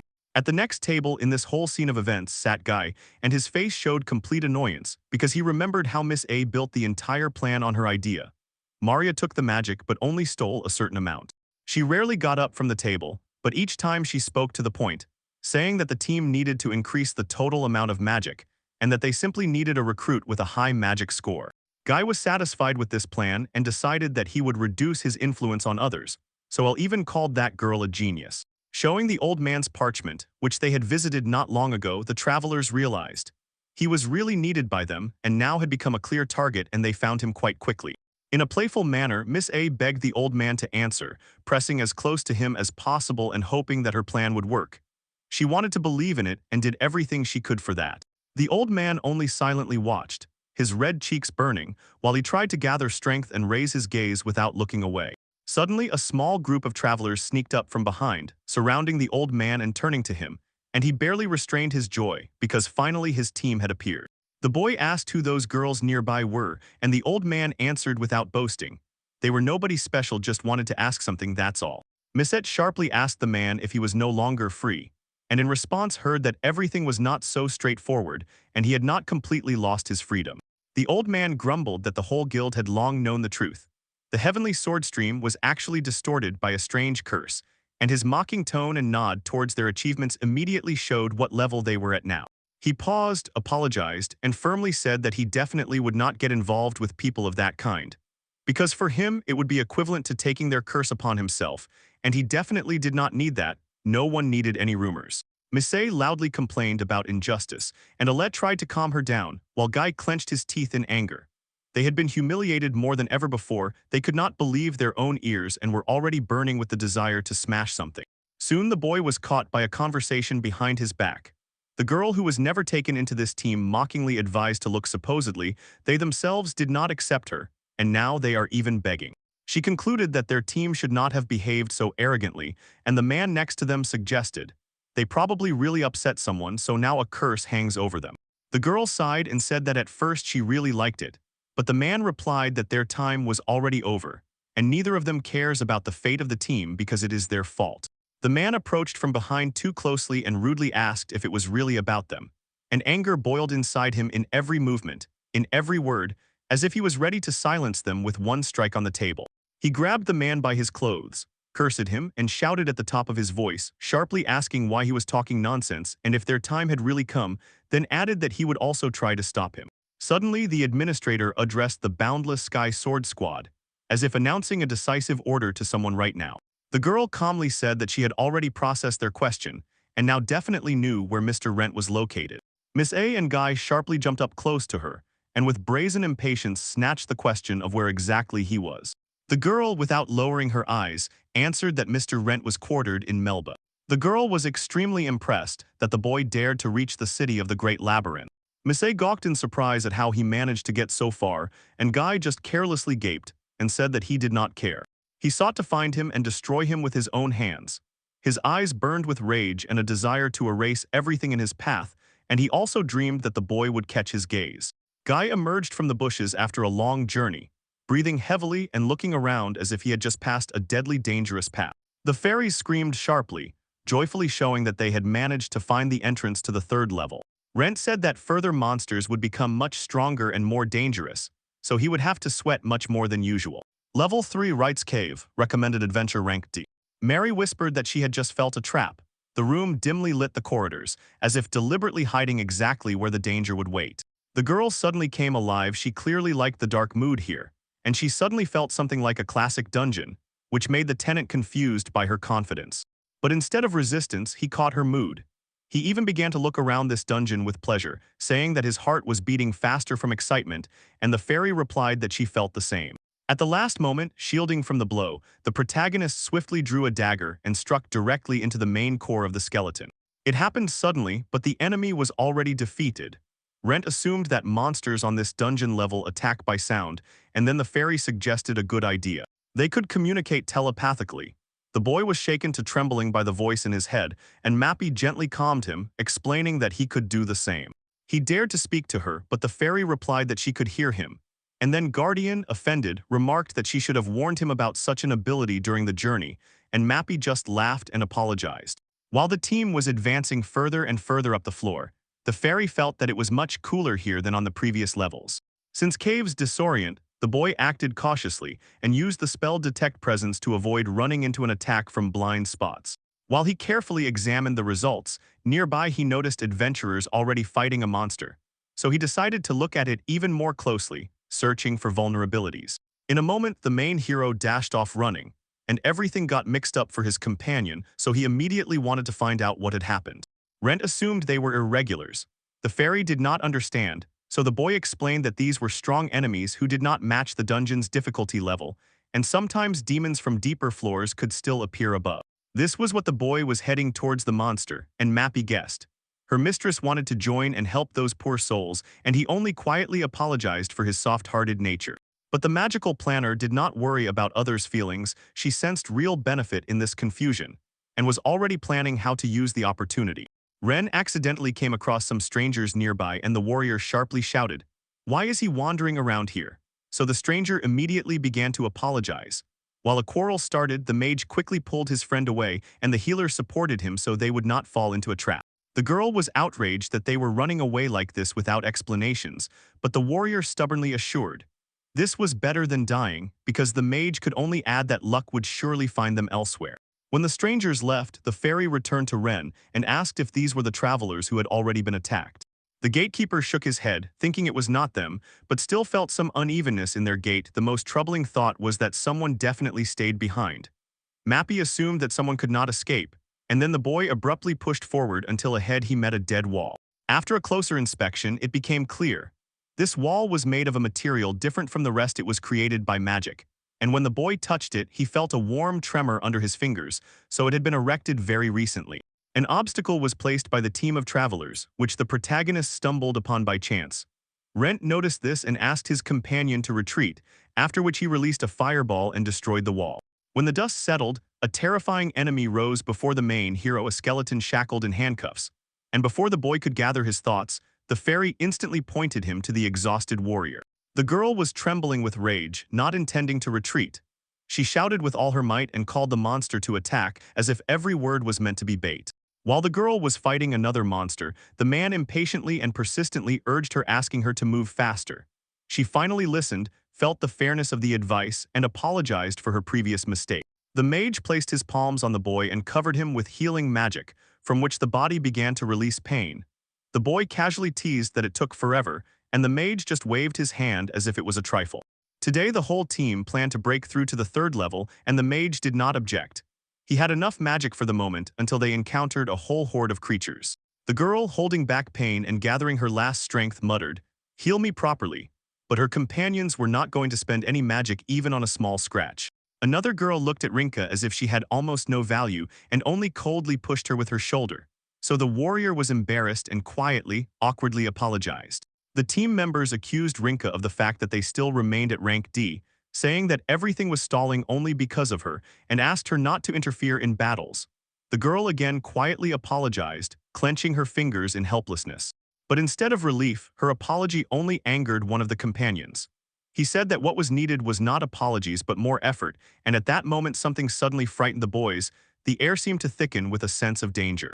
The mage, not understanding which monster stood before him, uncertainly guessed that it was the boss from the third level. But his friend quickly and firmly guessed. Before them was an irregular. The man called the girl, but she was not going to retreat this time. She did not want to let her team down. He strangely agreed with her and said that this time she really had to be useful for the last time. So Rinka started asking again because she did not understand his hint. During the fight with the monster, the girl at first did not notice how her team began to retreat. And when a wall rose before them, the man sharply pulled his friends back. It was time to run. Rinka only managed to block the enemy's blows, but could not believe that they decided to wall her up together with the boss. Rejecting the thought that she was abandoned, Rinka forced herself to believe she would buy time and then her team would escape safely. Remembering that in their team Rinka was considered the weak link that hindered becoming stronger, the girl clenched her sword and decided to fight to the very end, not retreating a step. Rinka was already ready to strike, but her blade could not withstand the fierce force of the clash, and her trembling consciousness refused to accept the death that was very close and about to come. At the very last moment, a sharp explosion thundered, and the skeleton crashed to the ground with a crack, its powerless bent body rolling on the earth. The fairy circled above the monster, boldly teasing it and interestedly drawing out a response, whether, so to speak, it liked the fireball flickering in the air. Wasting no time, the boy anxiously asked if the girl was okay and offered healing. But Rinka noticed a barely noticeable movement and sharply warned him that the skeleton was still alive. The main hero realized that the skeleton was not so simple, so he had only one way out left. Rent directed a fire attack to stun the enemy, but as soon as he saw its core, he decided to strike with a dagger but did not have time to cast the spell. Mappy was nervous about the master, but he calmed her down, saying everything was under control. And at that moment the monster roared and lunged at Rent. The boy noticed a weak spot and was already preparing to finish it off with one precise strike. The protagonist uttered the spell of the magical operation and decisively rose, determined to destroy the enemy. Rent used a fireball against the monster, whose size was 20 times larger. The four-armed skeleton could not withstand the hero's blow and finally lost, crumbling under the pressure. At the market, people were talking about the arrival of the Meteor Shower Air Ank squad in Melba, and deciding whether it was worth going to see it. While the city awaited a miracle, Roger, a member of the Meteor Shower squad, calmly signed autographs for his fans. A man jumped up to him and asked to leave a signature right on his t-shirt, explaining that he was going to wear it as a talisman on the road. Roger agreed, but at that moment he was called away. Comet, a member of the Meteor Shower Squad, threatened that if the man did not eat the rice, she would take it by force. Roger, the man, asked to wait, assuring that he would finish quickly, but the girl was not going to wait until the food cooled. Namiria, a member of the Meteor Shower Squad, slyly remarked that Roger was still quite popular. At that time, Jin, a member of the Meteor Shower Squad, was telling them that the team was setting out to conquer the Great Labyrinth and asked if the Almighty would smile upon them. So the men encouraged Jin, and some even made bets on their success. The traveler objected that it was by no means a monetary bet, just words and excitement, and while everyone was loudly talking, Fuga from the Meteor Shower Squad sat aside and silently drank tea. Suddenly the team ran out of the labyrinth and reported the trouble with a hoarse voice. Her usual image appeared in the Great Labyrinth on the third floor, and the man described it as a skeleton with 2 pairs of arms. Roger immediately realized it was about the 4-armed skeleton. The frightened girl ran to the travelers, asked if everyone was safe, and inquired where exactly they had met it, promising to immediately dispatch a strike group, and the 3 only assured her that they were fine, although it was not their friend. The man said gloomily that Rinka decided to distract him and on the go gave them a chance to escape, and the girl could not believe what she had just heard. Later, she dared to carefully find out if their companion had died, but the man, understanding her intention, hopelessly confirmed. Most likely, Rinka was no longer alive. Hearing these sad words, the girl sharply turned to her colleague and asked to check the labyrinth for any signs of life, and she immediately rushed to search and inquire about the victim's name. While the girl's companions sadly remembered Rinka, who wished no harm to anyone, the man at that very moment received an urgent report. Everyone breathed joyfully at the good news. The girl was still alive, and someone immediately suggested setting out for her without delay. The team was irritated by this news and did not expect her to be alive, since they themselves had locked up their comrade. So the girl noticed strange whispering among the people, but Roger confidently stopped any chatter. The Meteor Shower Squad announced that they would destroy Irregular and save Rinka before the danger had fully flared up. The girl looked doubtfully at the group, and Roger calmly explained that they had not been in the labyrinth for a long time, so they could take a short walk to feel the walls again and get used to them. The comet was supposed to have fun. People started talking among themselves because seeing such a promising team gave everyone hope. But suddenly, someone sharply shouted that no help was needed. Rend killed the monster and was now exiting the labyrinth with the girl, both completely unharmed, and seeing Rinka, her team roared her name in fear. The protagonist dealt with the Irregular with one precise strike, and only a large magical stone remained on the ground, still smoking with a faint glow. After that, Roger approached closer, looked around in amazement, and asked if it really happened on Rent, as if everything was staged by someone else's rules. Guardian greeted an acquaintance he hadn't seen for a long time with sincere relief, and the latter immediately asked who the girl next to Rent was, to which Rinka herself replied, "That guy helped her escape." People around growled and began chanting, praising that guy, while the man desperately rushed to the guard and hysterically wheezed, asking if it was indeed him who passed by them, but Jin stopped him and suggested, "Let him thank Rent for saving his friend." But the main character calmly and seriously objected, saying there was no need for thanks because they used Rinka as bait, and the man asked again in shock, not believing his own ears. Namiria suspiciously inquired about the bait, and the girl distrustfully replied that according to her team's data she stayed voluntarily, while the warrior feigned a shout. Everything happened as he warned, and the guard's accusations are pure lies. Rent ordered the girl to look at a fragment of the wall created by magic. 3 had sealed the stone so tightly with a spell that Rinka's path outside was cut off, and behind the stone one can determine exactly who erected this barrier. When people began to condemn this act, in despair the man rushed to the girl and asked her to confirm that her team was not lying, and that this guy made everything up. Wayfarers are fickle creatures. There is no guarantee they will live until tomorrow, so they unquestionably trust those they let into their team, but this tree remembers only betrayal and condemns to abandonment. Roger had already decided that there was no right to exist left in this team when suddenly someone touched his shoulder, causing him to freeze. After a silent conversation with Fugue, the traveler finally exhaled and released the tension. The worker inquired whether they would find any justification, so Roger decided not to pursue it further, and suggested going hunting to change the atmospherine. Gene immediately picked up the idea. Then the man turned to Rent and asked if the caretaker would be free the evening after tomorrow. But the main character did not have time to grasp the meaning of the question when Roger had already said goodbye to him and was about to leave. Namiria said goodbye until the next meeting. Jin sincerely praised him for the excellent work, and Comet shamelessly pushed him aside, saying the guard must stand in the passage. Fugus quietly apologized for the girl's behavior, but the boy was not offended, and Mappy, looking at them, stated that they were a noisy company, and Rent, laughing, did not argue. After all, it was the Meteor Shower Squad. Rinka, called for interrogation, answered questions about the events, and throughout the procedure the crystal flickered blue, meaning the testimonies were truthful, and the officer thanked them for their cooperation at the end. Rinka wanted to know what happened to her former squad while the interrogated were kept in a separate room. For such behavior and false reports, the guild awaited them with severe prison terms. Moreover, the adventurers were imposed a lifetime ban.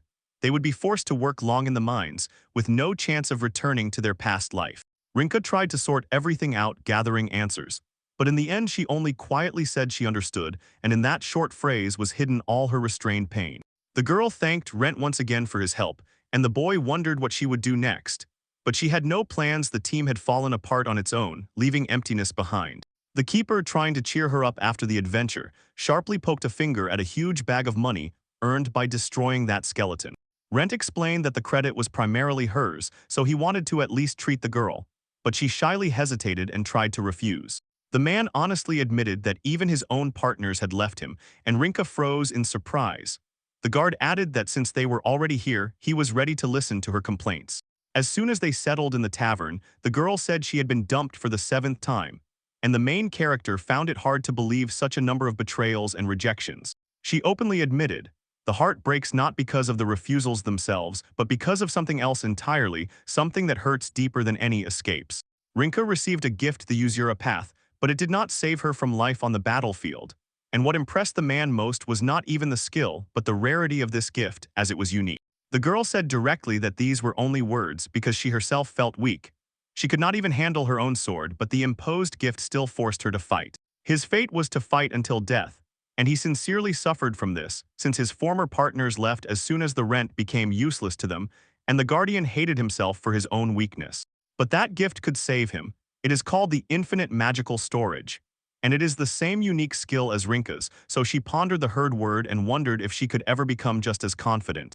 Rent suggested to Rinka to assemble a team, and she was surprised by his words, but then he added, "His gift is meant to support others, so together they can act in harmony."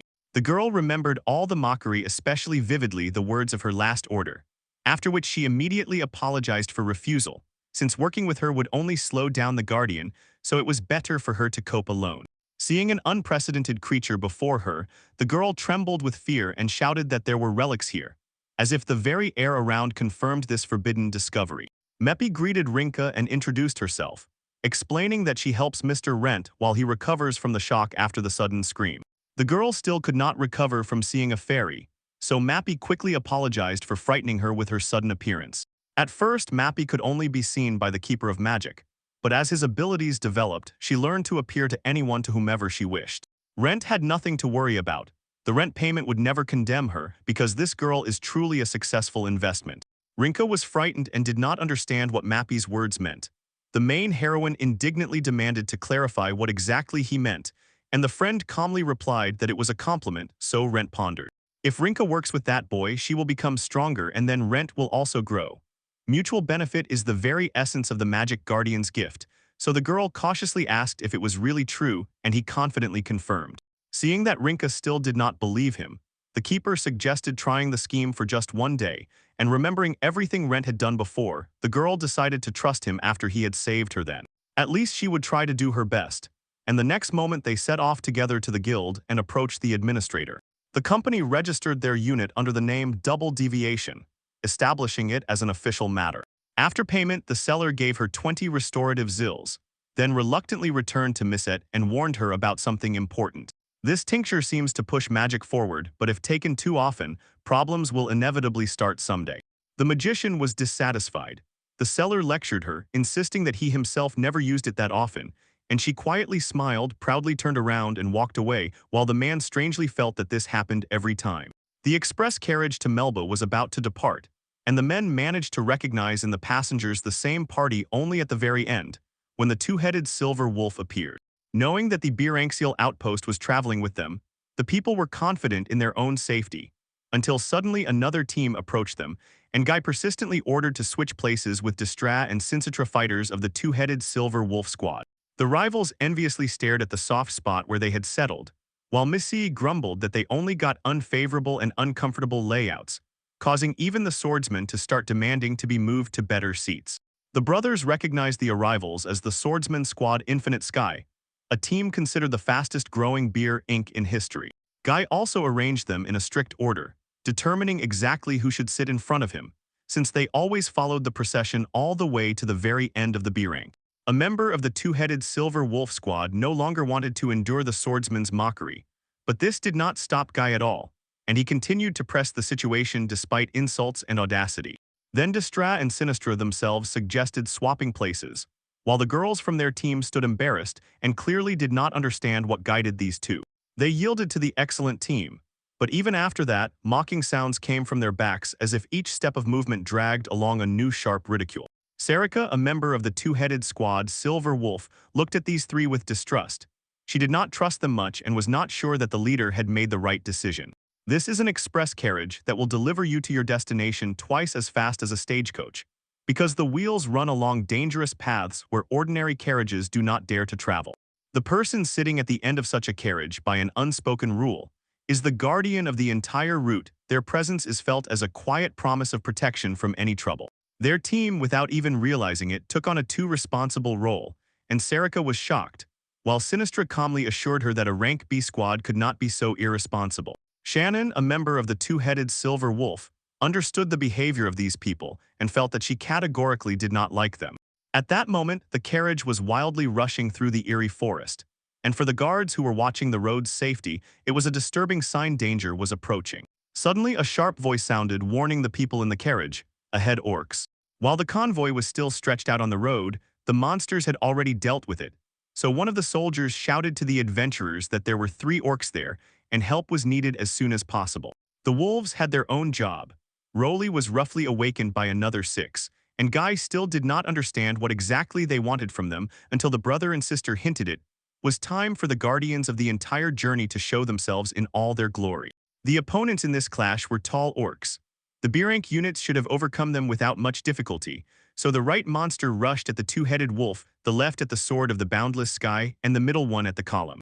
Next to the travelers stretched a deep forest, so they had to quickly finish off the enemies to prevent other monsters from appearing, and Destra with the team regrouped again, ready to handle it as skillfully as always. Sarika applied acceleration magic to her allies, and as soon as the pace of the battle soared, Rolly attacked the orc directly, deliberately distracting his attention onto herself. The twins raised their swords and cast the spell Chains of Humility, after which Shannon shot a fiery tornado at the enemy, forcing him to choke on the heat and chaos. The wolves completed the task in 7 seconds. The result was decent but by no means a record, because during that time the soldiers only managed to try to wound the orc and thereby anger him even more. While the caravan feudal attempts to break them failed one after another, Destra and Sinistra performed a paired attack Silver Scissors and indeed defeated the enemy, and the warriors thanked the rescuers, although Rolly felt that something did not convince him. Guy ordered Ellie to use enhancement magic, but she could not cast the spell because she had not drunk the required potion, and Miss fell ill from nausea after just the first bottle.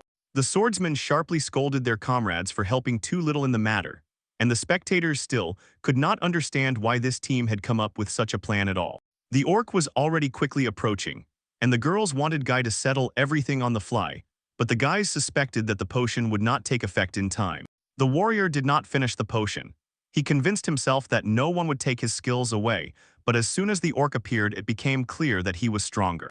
Miss began to doubt, recalling the times when their squads killed such orcs by the dozens, and Guy dismissed her complaints and decided to unleash his power to the fullest. The swordsman needed Guy's magical power, and while he was lost in his own thoughts, the twins quickly dealt with the last enemy. The battle finally ended, so the road became free, and the people from the carriage applauded the heroes, celebrating the victory. Brothers and sisters apologized to Guy's team for interfering, explaining that they were only protecting the crew and fulfilling their duty, but the swordsmen believed they could manage without their help. The twins lost patience, and grinning boldly, sarcastically declared that they were ready to believe the warrior's words. As soon as they left, both warned that reputation is fragile, and Guy challenged again and demanded answers but suddenly fell silent because the wound made itself known. And Sinistra, seeing the blood, asked Sarika to heal them, although the girl did not want to waste her magic reserve. The soldiers stopped with painful doubt. The sword of the illiterate sky was supposed to belong to the leaders of B-rank squads, so Roly realized that the rumors about them were indeed true. It was known that a spell had fallen on them, depriving them of the ability to use skills. But since they boasted so much about their rank, they had to be able to fight even without it. Sarika roughly urged the team on, squeezing a rope or equipment belt and nodding forward. They needed to get out of this place as soon as possible before more monsters arrived. Along the way, people talked lively, shifting their gazes between the crowd and the three travelers who were being actively discussed. Guy was convinced, if they did not have a mark on them, they would have one, so in his mind Miss A found the one to blame for everything the protagonist, and the swordsman, recalling the defeat, boiled with even greater evil contempt. A message appeared on the system screen that the registration of a new squad with double deviation in Melba was completed, and the squad itself was marked with level F, Rent and Rinka. The system window flashed before the protagonist, informing him that he had joined the second platoon, and at the same time the conditions for skill growth were met. Enhancement magic rose to level 2. Rent had just acquired the skill auto compensation. When the debtor's magic falls below a certain threshold, this ability automatically grants the person magical power. The Guardian no longer had to check the magical power of his comrades during battle. They now acted confidently and coherently. Rinka thanks the boy for the lubricant for repairs, borrows it and spreads it on her armor so that it shines as if just from the forge. Rent is glad he could help, but the story did not end there. The girl could not believe her eyes and demanded payment for the rent, but the boy explained. In the last battle she broke her sword, so he brought a weapon from a skeleton, melted it, and then the blacksmith forged her a new one. Since everything was already paid for, the swordswoman only had to take the new weapon and take it with her. Her aura suddenly changed beyond recognition, and the blacksmith felt this shift on his own skin as if magic thickened in the air. Ren asked Rinka what she thought about the sword, and her eyes flashed with delight. Now she could cut through anything with confidence.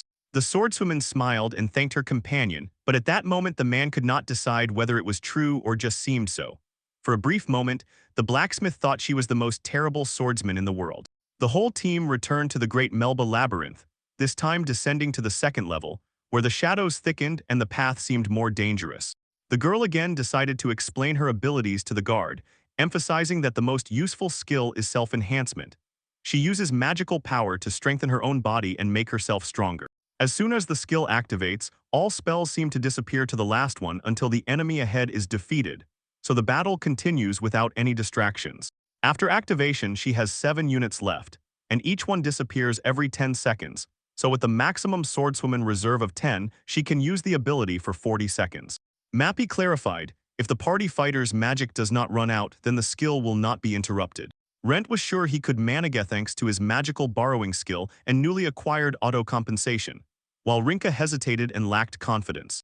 The goblin sharply blew into the horn upon noticing the strangers, while Rent tried to cast a little magic on the girl and asked her to trust him. From the first strike to the last, Rinka's sword cuts and destroys. That's how Usura is made. The main hero activated the auto-compensation skill, and as long as the magic was less than 9 units, it automatically became borrowed magic at his position. The girl dealt with enemies at a furious speed, as if her movements outran sound and tore the air with bursts. Watching Rinka's judicial battle, the magic guardian could not comprehend how deeply her true power was hidden beneath her restrained appearance. The swordswoman managed to dodge the arrows, ran to the tree, and unleashed a sharp strike on the attackers, knocking them to the ground.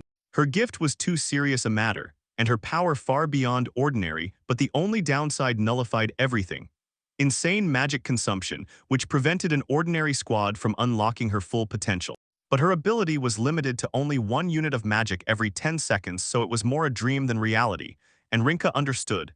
To increase her skill, she would need to gain more magic.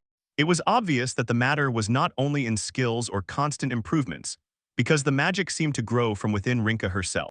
Rinka dealt with the big goblin with lightning speed with one precise sword strike, instantly cutting off his attack. Rent was frozen in amazement at her cold-blooded actions. Within minutes, she slaughtered all the goblins, giving them neither a chance nor retreat. In an unconscious state, the swordswoman still lunged at the main hero, but consciousness returned to her and Rinka recognized that boy. Since the girl had not used this skill for so long, she collapsed exhausted and asked him for forgiveness for the unfortunate failure. The boy awkwardly realized that the swordswoman was standing too close, and only then did she feel it. She sharply stepped back and began to apologize, while Medpi, watching from the side, teased her companions. The guild calculated the value of the materials collected by Rent's squad. 1043 goblin magic stones equaled 104,300 gold. 18 magic stones of goblin leaders were valued at 9,000 gold each, and 18 goblin seeds, obtained by destroying the colony, added another 36,000 gold. As soon as the guild issued the reward, Rinka joyfully, trembling, called out to the keeper. Her maximum magic reserve increased by 4 units today. The main heroine greeted the girl, and she admitted that in the last 3 years she had managed to extract only 2 units, so the swordswoman was immensely grateful for the rental. The man simply helped her, and she did the main work herself, and Rinka sincerely admitted that she still could not believe what had happened. The magic guardian saw everything and now considered it simply magnificent. He looked with such admiration, as if watching a legend with his own eyes. The girl from the fight was unparalleled, and the guardian told her that she should be proud of herself, so hearing these words, Rinka held her breath emotionally. At that moment, the fairy interrupted their moment, and Mappy hurried to report today's payment for Mrs. Rinka. Since the skill activates only once, calculations showed 126 units at the start, and during the activation time of 1 hour 21 minutes, 1 unit was spent every 40 seconds, so the total expenditure was 490. When the calculation was completed, the fairy finally received 616 units, and the fencer nodded, agreeing with her. Rinka promised to become stronger and repay the debt, after which the fairy immediately moved on to talk about the interest rate, looking her straight in the eyes. While all three exchanged words, Rent silently stared at them and pondered when was the last time he was thanked for help.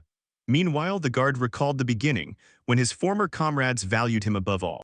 The main hero was determined not to repeat the mistakes of the past again. This time they would be strong together, holding tightly, like a cast joint oath. The girls sharply turned the boy away from gloomy thoughts. They suggested celebrating the formation of the squad and immediately treated him to a delicious lunch. In Melba's great labyrinth on the 8th floor of Dragon Mountain, the travelers finally defeated the dragon, and the corridors echoed with a dull reverberation of victory. Jin got angry because the scales were sitting too tightly. They were almost impossible to remove, so Fuga calmly explained. The request explicitly stated that 30 pieces were needed. The warrior did not even suspect that collecting the scales would be harder than killing the dragon, and when he glanced at the girls who were also supposed to help, Namuria turned out to be unready to take on the hard work, and Comet refused to become a hireling. Roger emerged from the torn body of the dragon and handed Jin the dragon's liver, as if confirming, the work was not yet finished. The warrior sharply attacked Roger for carelessness, and he immediately turned pale, began apologizing with trembling words, while behind him strange, wriggling worms crawled out of dark cracks. Roger was warned by the sight. The parasite was sitting inside the dragon, capturing Namuria and Comet and like a jailer, holding them in its tight darkness, and the girls demanded their release, leaving no doubt about their determination. While panic was growing around, most people in the square behaved contemptuously mundane. No one stopped, and only a few continued collecting dragon scales as if nothing terrible had happened. Under the meteor shower, the main hero tried to invite the girl to dinner, but she dryly refused, averting her gaze, saying she was a low-level adventurer and saw no reason to agree. Then Rinka wanted to understand where he knew them from, and he admitted. After the previous Rent squad started attracting attention, they had drunk together with those people more than once, until the connection became obvious. The Swordist hoped that this guy would have a good evening, and while they were approaching the bar, Rents remembered.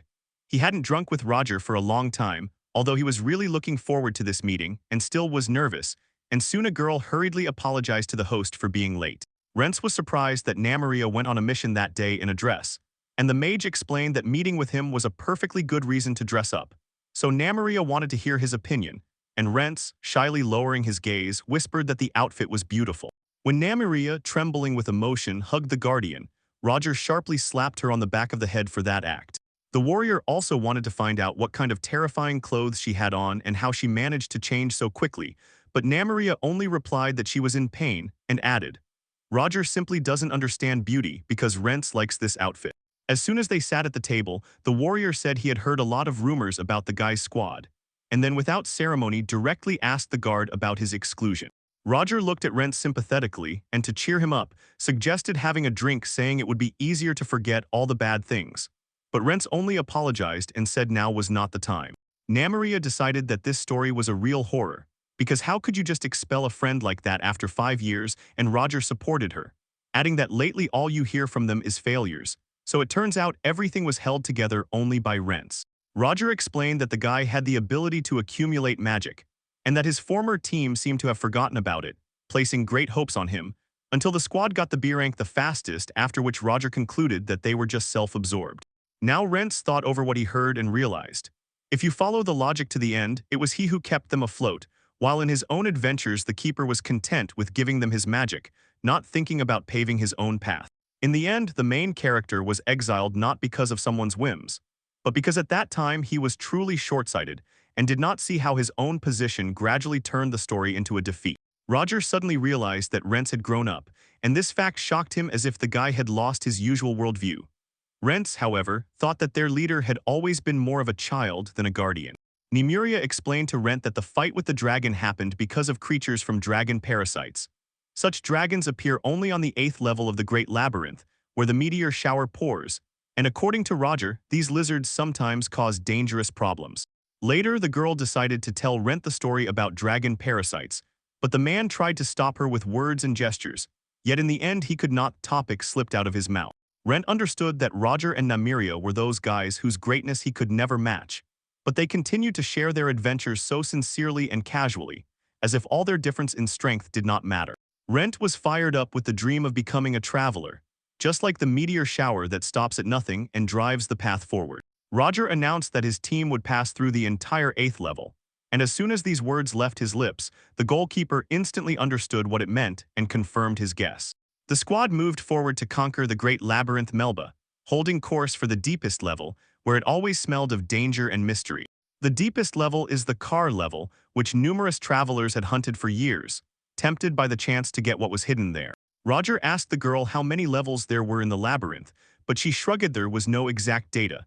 Then the man suggested they reach the very bottom themselves and find out everything on the spot. While they were moving forward, Rent suddenly remembered that he also had important news, and his gaze became focused and anxious for a moment.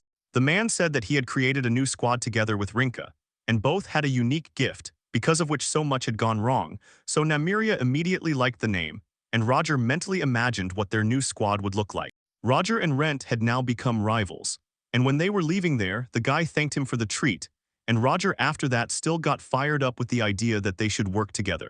Nymeria, with a bitter smile, reproached that man for not naming the real reason for their meeting, and Roger could not invite the guy to join their company because the keeper had already created his own. Once Roger had a friend who lived off his own predatory dealings, a lonely shark who trusted no one but himself. That's how he earned a pile of money, but despite this, people everywhere hated him, and eventually someone killed him. Rent had a similar gift. Depending on the situation, someone nearby could be found who would agree to lend more than usual, and since he could easily make a mistake, Roger fearfully felt that it might happen soon. Now the man confidently nods. Everything will be fine with the goalkeeper, although he was about to ask his companion what she thought about it, but she was no longer nearby. Nymeria suggests to the protagonist to continue the conversation at the bar, but the boy is nervous because if he returns too late, he will wake Rinka. The girl, however, cuddling closer, asks what kind of relationship he has with her, and Rent honestly replies that they are just friends. The man calms Nymeria just like the first time while they argue, and the caretaker finally snaps out of his thoughts and remembers that it is time to ask the two for a favor. Just as Mappy guessed, she has been in Melba with this gentleman for 3 weeks already, and they have all the information about the debtors, so the Central Information Bureau really works flawlessly. At the guild, roasted meat on a spit is served on the table. Chopped meat is fried in batter, and Rinka is literally delighted with this dish, not hiding her smile. This soup is considered the signature dish of the Melba Guild. As soon as the fencer uses the skill, she always falls from hunger and passionately loves to eat her fill. On the fairy's advice, a growing body needs to eat a lot, and at that moment Mappy reminded the girl that she had to show something to Mr. Rent. Rinka grew in rank from F to E. The Guardian was satisfied with such results in just 4 days, and the girl's magic also jumped to 24 units. The swordswoman held a grudge against her skill for a long time, but now she clenched her teeth confidently. She will become a true adventurer, and the main character deserves all the credit for this. Rent treated his gift the same as before until recently, when the fairy decided to make a special gift to Rinka. Menpi gave the swordswoman the tastiest thing, a crispy crust, and although she hesitated at first, as soon as she tasted it, all doubts disappeared.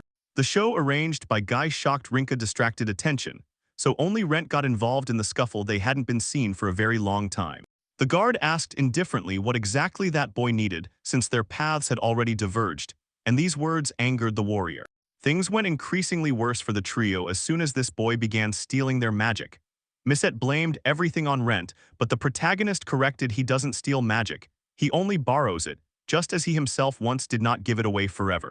They were not going to voluntarily give up their magic, so the magic keeper forced them to submit. The mage suddenly noticed the swordswoman and rushed forward to find out who she was, and Rinka introduced herself as an adventurer who works for hire. So Misette immediately did not believe her words about that boy. The team began mocking the former member, but the swordswoman decisively stood up for him, and Miss A did not like the girl's gaze and she made them lower their eyes. Then Ren asked to stop, and after that Guy decided to act. Suddenly Roger approached them and set a condition. If they go to fight, let them do it outside without involving others in the quarrel on the spot. The warrior tried to find out what this man was doing here, but Roger ignored the question and started watching as food he had just uncontrollably snatched flew to the floor. The boy attracted the man's attention with a sharp movement to accuse Rent of stealing their magic, since the boy himself was expelled from the squad, and now he was looking for the guilty one. Roger repeated everything the guard had already said, and immediately Misette got angry because the man acted without their consent. He quickly checked the words with Rent and he confirmed, but admitted that their behavior was too aggressive. Roger listened to both sides and ruthlessly cut off. The price was too high, the same problem as betrayal of terms, so he proposed a solution that suited her specifically. The duel began, only a fight could prove the truth, and the man who was free from participation became the second in the duel. Rinka did not understand what this meant until the caretaker explained the ritual to settle the dispute with a fistfight. The boy was glad of the opportunity, because if he won, Rent would have to compensate them for all the magic he had stolen, and he agreed to any terms of the competition even when there were 3 against him. At that moment, Roger and the protagonist suddenly clearly remembered the conversation that took place yesterday. The guard asked this man to be the second in the duel, and now everything fell into one chain of events. Roger hesitated because his enemy was supposed to be the old team, and he was afraid that the boy wanted to face them one-on-one. Guy and the others will arrive at Melba before dawn, find the rental, and start questioning to the truth itself, and later the topic of the duel will arise, which they will ignore for Guy but will change their mind if Roger intervenes. The man became interested and demanded explanations about how the hero knew exactly the minute they would arrive. And although Rent did not mention the ferry, he lied as if it was just a premonition. The organizer solemnly announced that Roger would be a witness, and added that the performance promised to be truly exciting. Misette, with noticeable discomfort, noticed that too many spectators had gathered around, and the confident one replied that this was the perfect stage for the duel, promising to show them what they were capable of. The boy was impressed by how Roger could attract people to himself, and it was then that Jean sincerely wished him success, so the caretaker stood, stunned and infinitely grateful. Jean, without taking his eyes off, gave all his money for a week's rent so that he could not lose, and the man immediately leaned back in bed as if losing his last strength of resistance.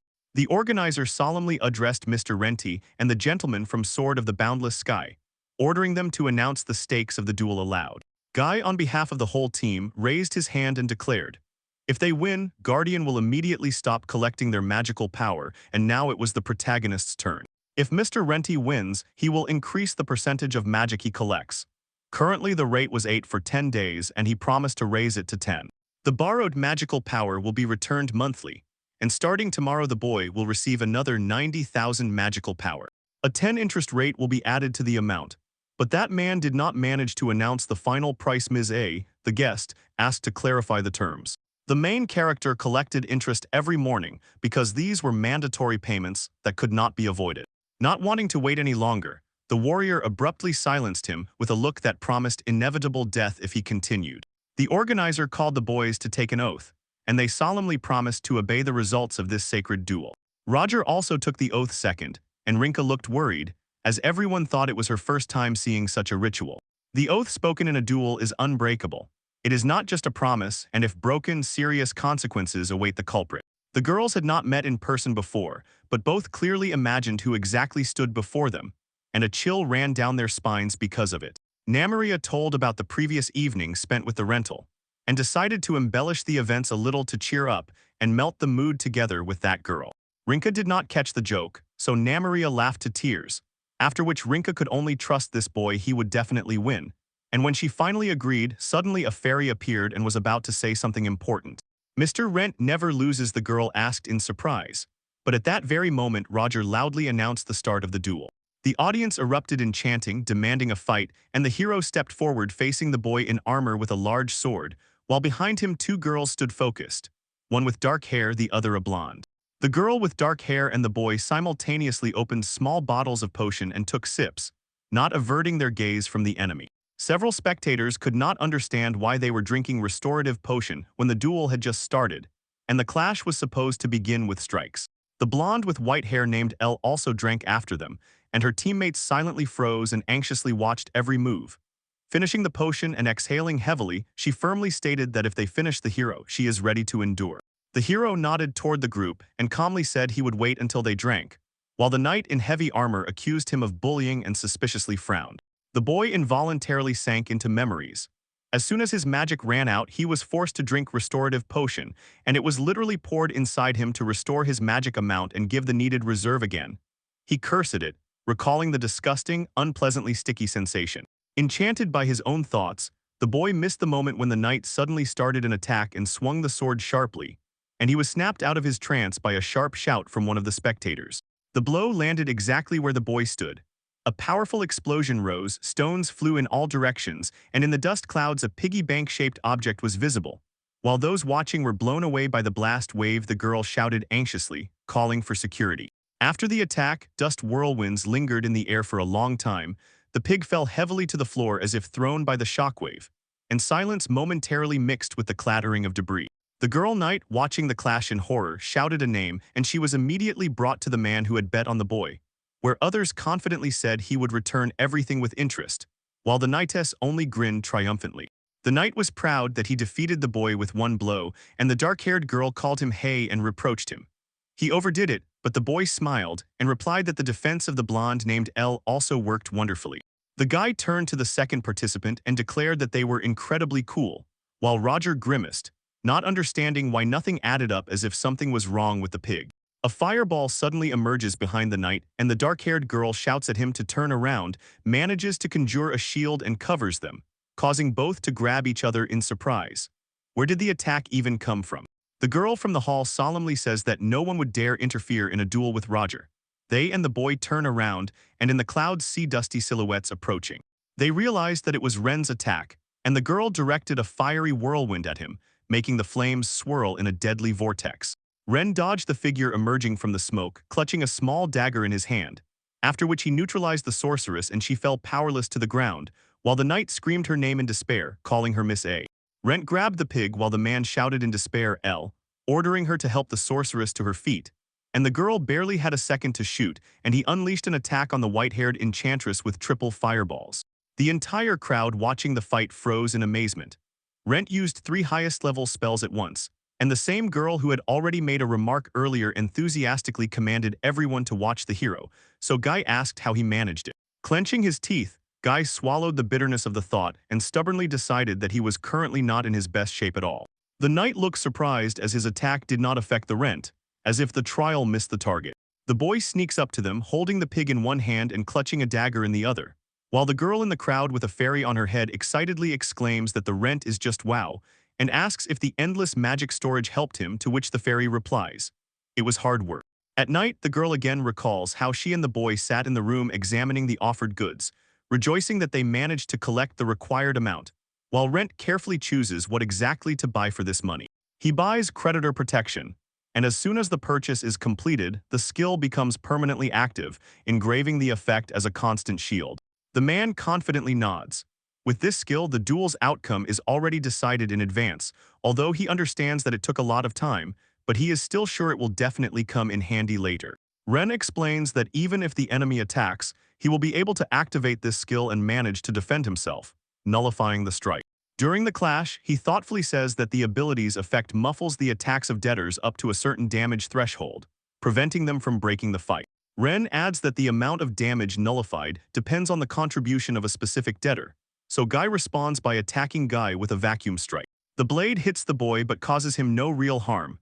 Ren Dark calmly watches as the weapon hangs near his shoulder and says that it is made of mithril but crumbles into pieces.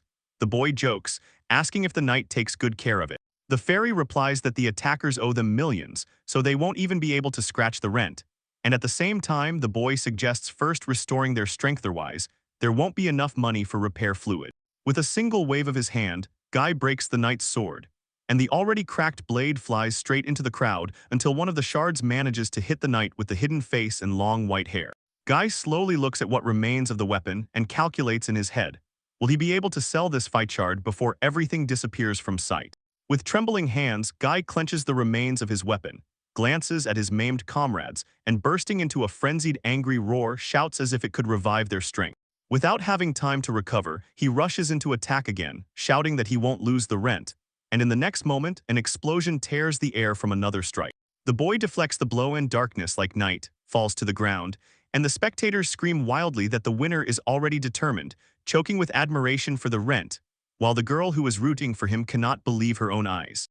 The man lies face up on the ground, convulsively groaning in pain, and with wide-open eyes sees the hero with a terrible face slowly approaching and looming over him. Rent gives the order. He must surrender and give up the magic, and the knight tries to say something but only helplessly mumbles that all his skills are already gone. Then the hero sharply kicks him in the face. The girl with the fairy and the one standing nearby watch the fight intently and tensely, then Rent stabs Guy, utters the phrase "such a world," and points a dagger at him.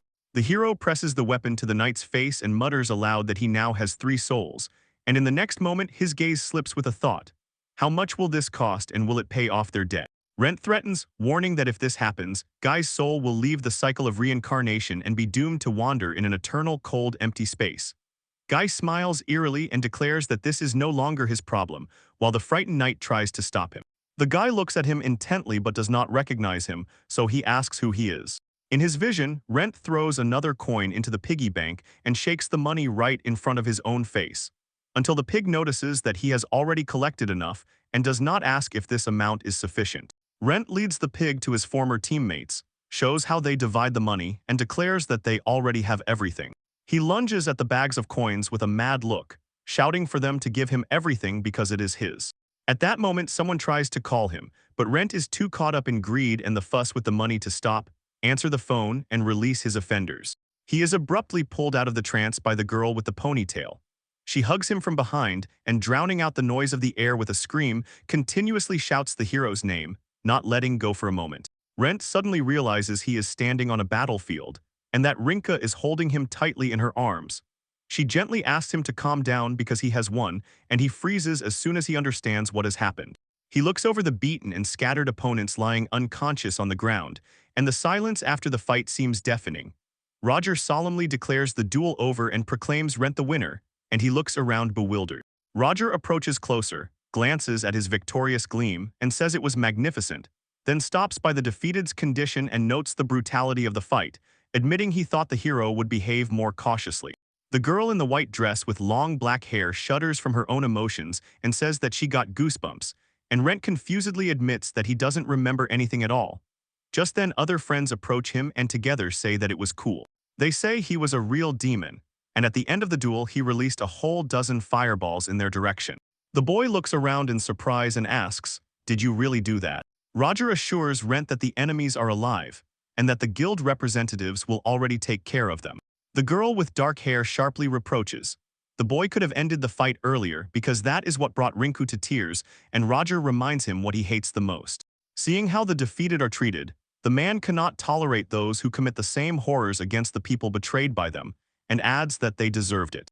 The allies explain to Rent that he lost his memory because he got so angry that he completely lost control of himself, and the boy shuts down and frowns. Waves of memories about unbearable days with former teammates wash over his consciousness, and Rent quietly admits, probably that's exactly how it all happened. In the next moment, the short-haired girl who had already supported him earlier suddenly attacks from behind, and Rent shudders with fright. He recognizes her as Comet, but she asks to be taught how to create such fireballs, and Rent replies that only his gift can do that, after which she shouts that nothing is impossible for her. Roger takes the girl off the hero's shoulders and orders her to calm down a bit, because he already has enough problems, and they again turn their gaze to the opponents who are being treated, to whom a woman with a bucket approaches meanwhile. The wounded try to get up, but they are cold-bloodedly poured from the bucket with a mixture, until the man screams from the burning, and the woman explains with disgust that this is a potion for wounds, but it is unwashed and full of impurities. The woman spits out an offensive phrase with disgust about him being a pain in the ass. So they skimp on him, and the girls and the boy look at her with hostility, while Rent approaches closer, making them instinctively flinch. Everyone turns to the boy nearby, who is holding a piggy bank, and steps back in fear, while he confidently announces that he has won. The man immediately clarifies. According to the deal, he raises the stake by 10, and his words sound like a cold rule. The opponents begin to complain that they will not pay more than what they have already spent. But at that very moment, a discharge strikes them, and they start suffocating from the pain. The observers whisper that the dual oath is inviolable, otherwise lives will be at risk, and Guy looks at Rent through the veil in his eyes and replies that he understands. Guy repeats over and over as if he has finally understood everything, and his voice sounds confident, like the strike of a blade in silence. Rent squeezes the wallet piggy bank between his palms and casts a spell to continue the contract, and a glow begins to flicker at the back of the opponent's head, as if the seal is coming to life. A mark appears on the man's neck, and he reports that the 7th month will soon come and he will be able to recover 90,000, but immediately adds, "This will not be enough," and Rent sums up they have 9 days left to return 153,139 units with interest. The hero glances at the people who are breathing heavily and says that even if 3 restore magic with bracelets, they will still lack about 38,000, so Rent turns away and advises to drink a potion to cover this shortage. Elle complains unhappily that they have almost no money, and as soon as he says this, Guy explodes with even louder outrage. When he leaves, Rent confidently states that they will have to drink about 77 bottles, and the knight shouts, "Potions don't grow on trees," then asks what will happen if they fail. Rent calmly replies that then it will be the end for them and cuts off.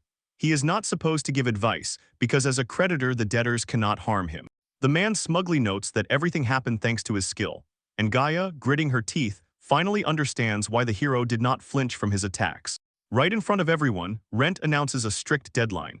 The heroes must do everything within the next 10 days to repay the debt, and after that, silence falls in the room. They say nothing. The rivals tensely shift their gaze to the boy and, clenching their fists, declare that this is not the end yet. In the tavern, the hero and his friends celebrate the victory. The clinking of mugs spreads through the hall, and the one who had bet on the Rent thanks him for getting rich, while the boy just shakes his head, not believing and thinking, what would have happened if he had lost? At that very moment, someone greets the boy. The group two-headed silver wolf, led by a blonde boy together with a girl in armor, and the girl warmly addresses the hero, giving a short, confident bow.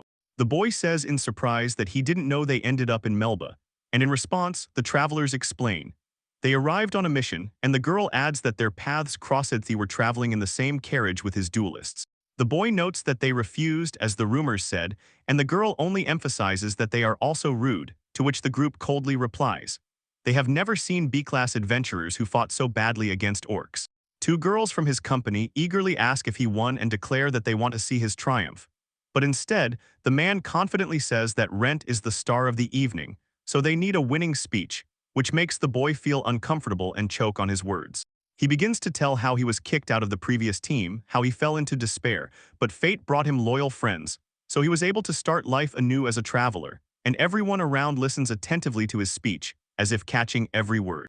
The man bows modestly and solemnly raises his hand, saying that he hopes for their support and understanding. For a moment, silence hangs, and then from all sides a storm of approving shouts rises. They support him, advise not to fear opponents, and even express hope that these people will become true friends. Roger leans toward the girl with black hair and says that the boy is extremely funny, and she replies, "Just like you," after which Rinka and the hero exchange glances and she gently smiles, dispelling the tension. Ren and Rinka sit separately at the table, and she sincerely thanks the boy for everything, while the fairy calmly emphasizes that she was right when she had no doubts about his victory. The fairy assumes that after such a defeat the enemy's pride cracked, and Ren also hopes for this, while Rinka notes his skill but admits that she is still terribly scared. Rinka recalls the moment when Rent said he lost his memory, and he replies, "It seems he was told that he was so furious that he lost his mind." Rent becomes serious for a moment and denies, doubting the truth of these words, because he remembers how he was overwhelmed by an emotion completely unlike anger, and in it he clearly remembers the piggy bank. The man stubbornly says that it was like another personality, pure rage, without any human comprehension. Rinka is utterly amazed at such an assumption, and the fairy barely smiles, as if she already understands something but does not hurry to explain. Rinka repels a wave of bloodthirsty monsters, tightly gripping her sword, while Rend rushes forward and praises her achievement, as she turns and says that this is not the end, she has become stronger. At that very moment, the girl is struck by a precise shot, and her eyes sharply widen from shock and pain. A terrible monster attacks a human skeleton with 4 limbs, leaps at her, and when Rinka falls, the boy anxiously calls her name. At night, the boy sits on the edge of the bed in his own room and tries to forget what he saw, but remembers everything. Nearby, the fairy asks what happened, and he answers that the memories suddenly flew into his head. She assumes it was an outburst of rage, and Rent similarly recalls how Rinka destroyed a wave of goblins and fought, going mad on the move, as if the power led her without stopping. The boy says that their unique abilities are too dangerous, and the fairy assures him, there is nothing to worry about, it all depends on how they are used, and that they have her, so there is no need to be afraid. The girl also notices that he looks scared. He tries to cast off fear, but a brief argument flares between them, after which they suddenly fall silent because a knock sounds at the door. The man opens the door, and in the corridor stands Rinka in a tight black suit, apologizing for the late call as if she knew it would stress them both. They sit together on his bed, and Rinka quietly confesses that every night she has nightmares, causing her to wake up with a heavy feeling of anxiety. The girl finally admits, thanks to him she feels that every day she becomes stronger and somehow truly grows not only in body but also in confidence. Rinka shudders as soon as she remembers the day when the skeleton broke her sword, and she cannot get the bloody memory out of her head. The man says that during the duel he buried his fears in his own way, and from the behavior of former comrades he understood. They do not want to return to magic. Rent confidently states that in 10 days everything will be over, so now it is his turn to help Rinka cope with fear before it overwhelms her again. He holds her gaze and assures her, the girl will definitely defeat this skeleton, and his voice carries a firm, resolute belief. The day comes and they go out into the city, where Rinka stops by flower beds, looks closely at the bright flowers, and quietly says they are beautiful and this good is enough to inspire courage. Next to her stands a cat girl who smiles and explains to Rinka that Melba is a city where people come from all over the world, and where you can buy seeds of all kinds of flowers. Rinka notices, one flower blooms in the morning and another in the evening, so they divide the flower beds by the time of day when the buds open, and the girl happily asks how she managed to learn so much. At that moment, the main heroine calls Rinka, already in a new outfit, greets her and apologizes for being late, and on her shoulder is a strap with a piggy bank attached to it.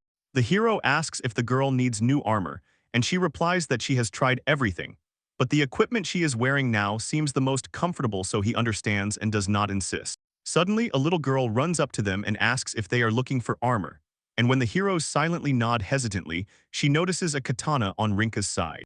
The girl hesitated whether she was a samurai, but grabbed Rinka's hand and sharply pulled her aside, saying that they need to immediately visit her shop.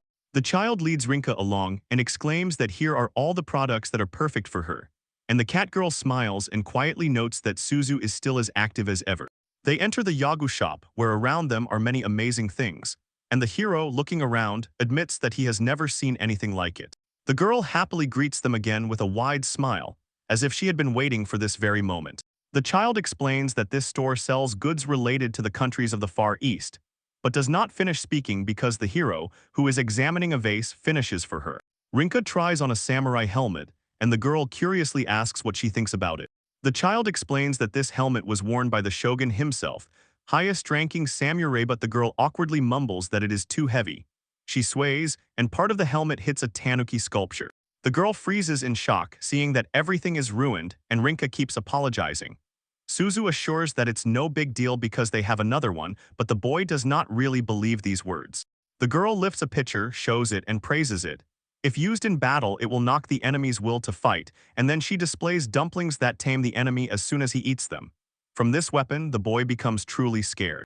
The boy doubts that it is already time to leave, but Suzu sharply grabs him by the waist, not letting him get distracted. The girl declares that she will not let them go without a purchase, pulls on a mask, puts it up for rent, and throws out.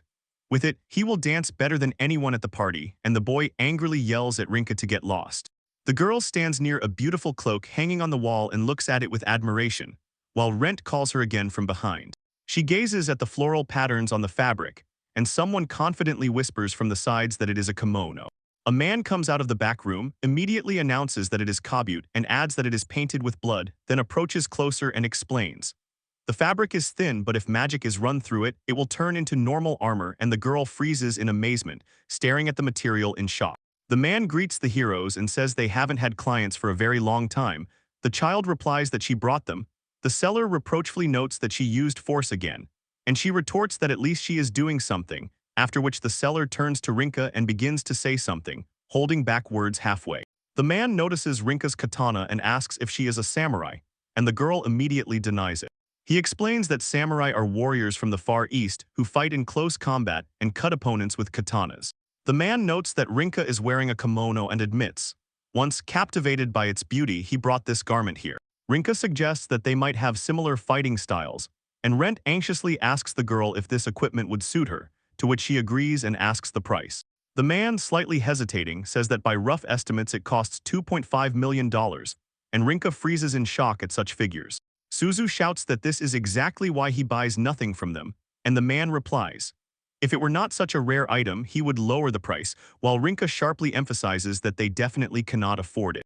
Rent asks if that armor really costs that much money, and the man assures, this is the best fabric they can find, so he guarantees its quality. The man slams a huge bag of money on the counter with a dull thud and declares that he will take it, and the girl, in shock, bursts out shouting his name. The hero decides that Rinka will wear the best armor and bluntly adds, it's a small price for such a thing. Although the girl tries to object, he only replies that if anything you can always earn some money in the dungeon, and once again his gaze catches the moment when she looked at the kimono. He is sure it was her love at first sight, and Rinka is terribly embarrassed and tries to say something, but stammers as if the words get stuck in her throat. The child shouts that, as their most important client, the man will receive a mask as a gift, and he, smiling, invites Rinka to follow him deeper into the shop. In the inner courtyard, the man solemnly hands the girl a wooden sword and, tapping the floor with his toe, says that he hasn't received such orders for a long time and wants a sparring match, so he adjusts the kimono to her needs and movements. Ren asks Rinka if her father is strong, and she nods, answering that at least he enjoys it, while the boy is surprised and tries to stay calm. He is not sure everything will be fine because Rinka has only fought monsters so far.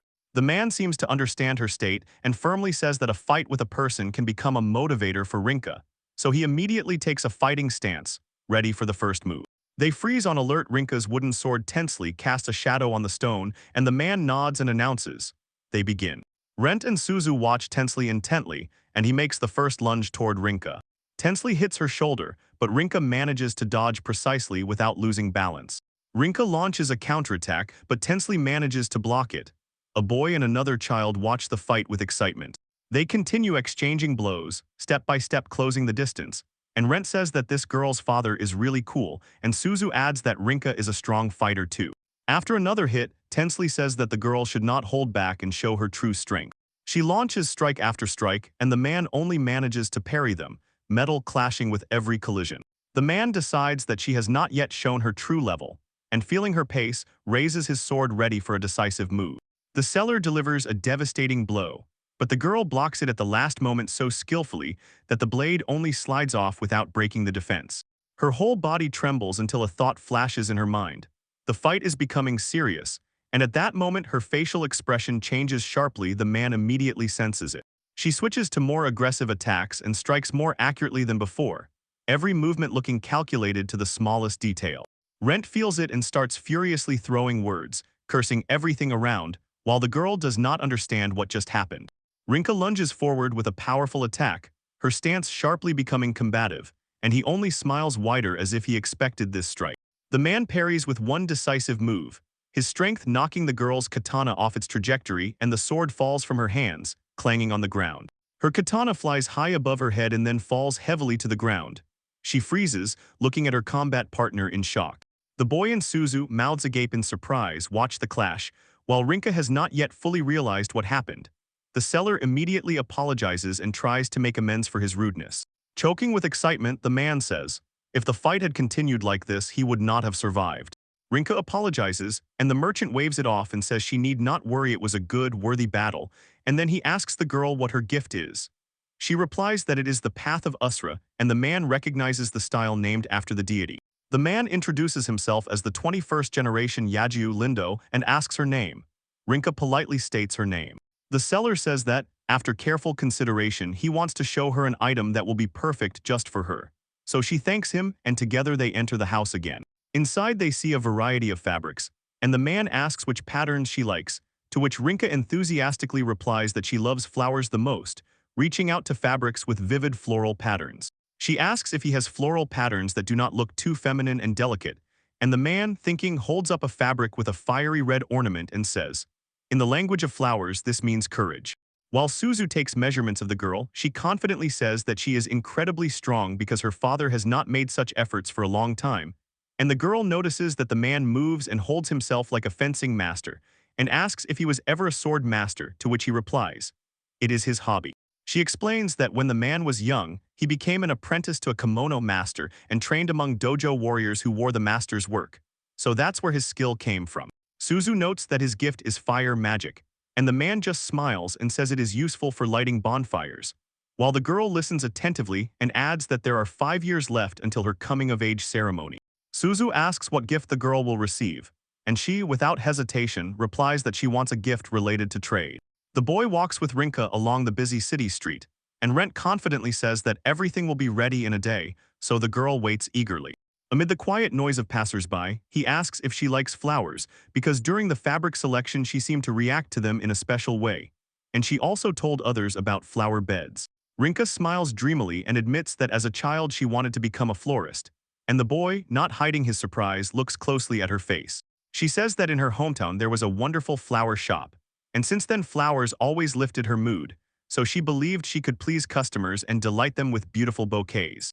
The girl sighs with sadness, and regrets that during the coming-of-age ceremony she had to give up her dream. Rinka understands that her wishes are not always fulfilled with gifts, and that she could have followed her own dream thanks to her gift if not for that cursed voice. She says that in her heart lives a voice that convinces her to defeat the enemy and fight, and when Rinka tries to ignore it, the intrusive whisper causes her to have a sharp headache. The boy looks at Rinka with pity and she senses it and quietly adds, her gift brought her not only torment but also true joy. Rinka explains that she realized all this from the rent, as if she herself paid equally dearly for her own doubts and hopes. She admits that she is afraid to fight her old enemy again, but she knows for sure she must do it and will run nowhere else. She confidently proclaims that this is her destiny, which she must fulfill, and Rent confirms her words with a warm, sly smile. The man says that in the end he is the true creditor and will follow her to the ends of the earth until she repays the debt. At that very moment in the tavern before two men, a huge sack of money falls with a crash, scattering coins on the floor with a clatter. It is Guy Caesar who hires the assassins. He gives the men 100,000 gold coins up front and promises that the reward 10 million will come later, and one of the mercenaries sharply asks who exactly they need to kill. In the night silence, standing as if behind the very back of darkness itself, Miss A calls his name and harshly describes him as a fool with a broken piggy bank hanging on his belt. The man recognized his name and asked if he was the one who recently beat 3 B-class adventurers, then asked to name who exactly did it. He was told that these were the same losers from Unlimited Sky, and Guy was outraged until the men with cheerful smiles said that they were indeed too famous, but in a bad way. The men stated that even for dirty work they were not stupid enough to quarrel with Meteor Shower, and that their group was behind this plan. Mila indignantly called them weak-willed and said they would find someone else, snatching the bag, but one of the men intercepted her hand. He explained that this was payment for refusing their services, and another offered to tell everyone about their order. He grabbed the sack and loudly announced to the entire tavern that the Sword of the Endless Sky seeks revenge, naming the price 100,000 gold. And suddenly everyone turned and stared in their direction. The guests mock contemptuously and say that revenge for a duel is pathetic, advising them to surrender, and from anger trembling Guy hears Miss A's order, to leave. They enter the room and Guy kicks a chair, angry and humiliated, rage bursting out. He spits venom at the mercenaries and Alec cuts in they did not fulfill the agreement and took the money. The knight mutters that he would have beaten them once, but Miss A retorts, now that is impossible. Alec says that now they must act because that money is all they have left, and complains that there is not even enough for the room. Guy replies that they will have to work in the dungeon, and Miss A adds, they sold everything, and Guy notices the bracelet on his own hand. He suggests selling the jewel, but the black-haired girl grabs it and refuses. She says that with it they can get 3,000 units of magic, so Guy only asks if she really cares that much about it. Guy looks around, smiles, and says that now they need money.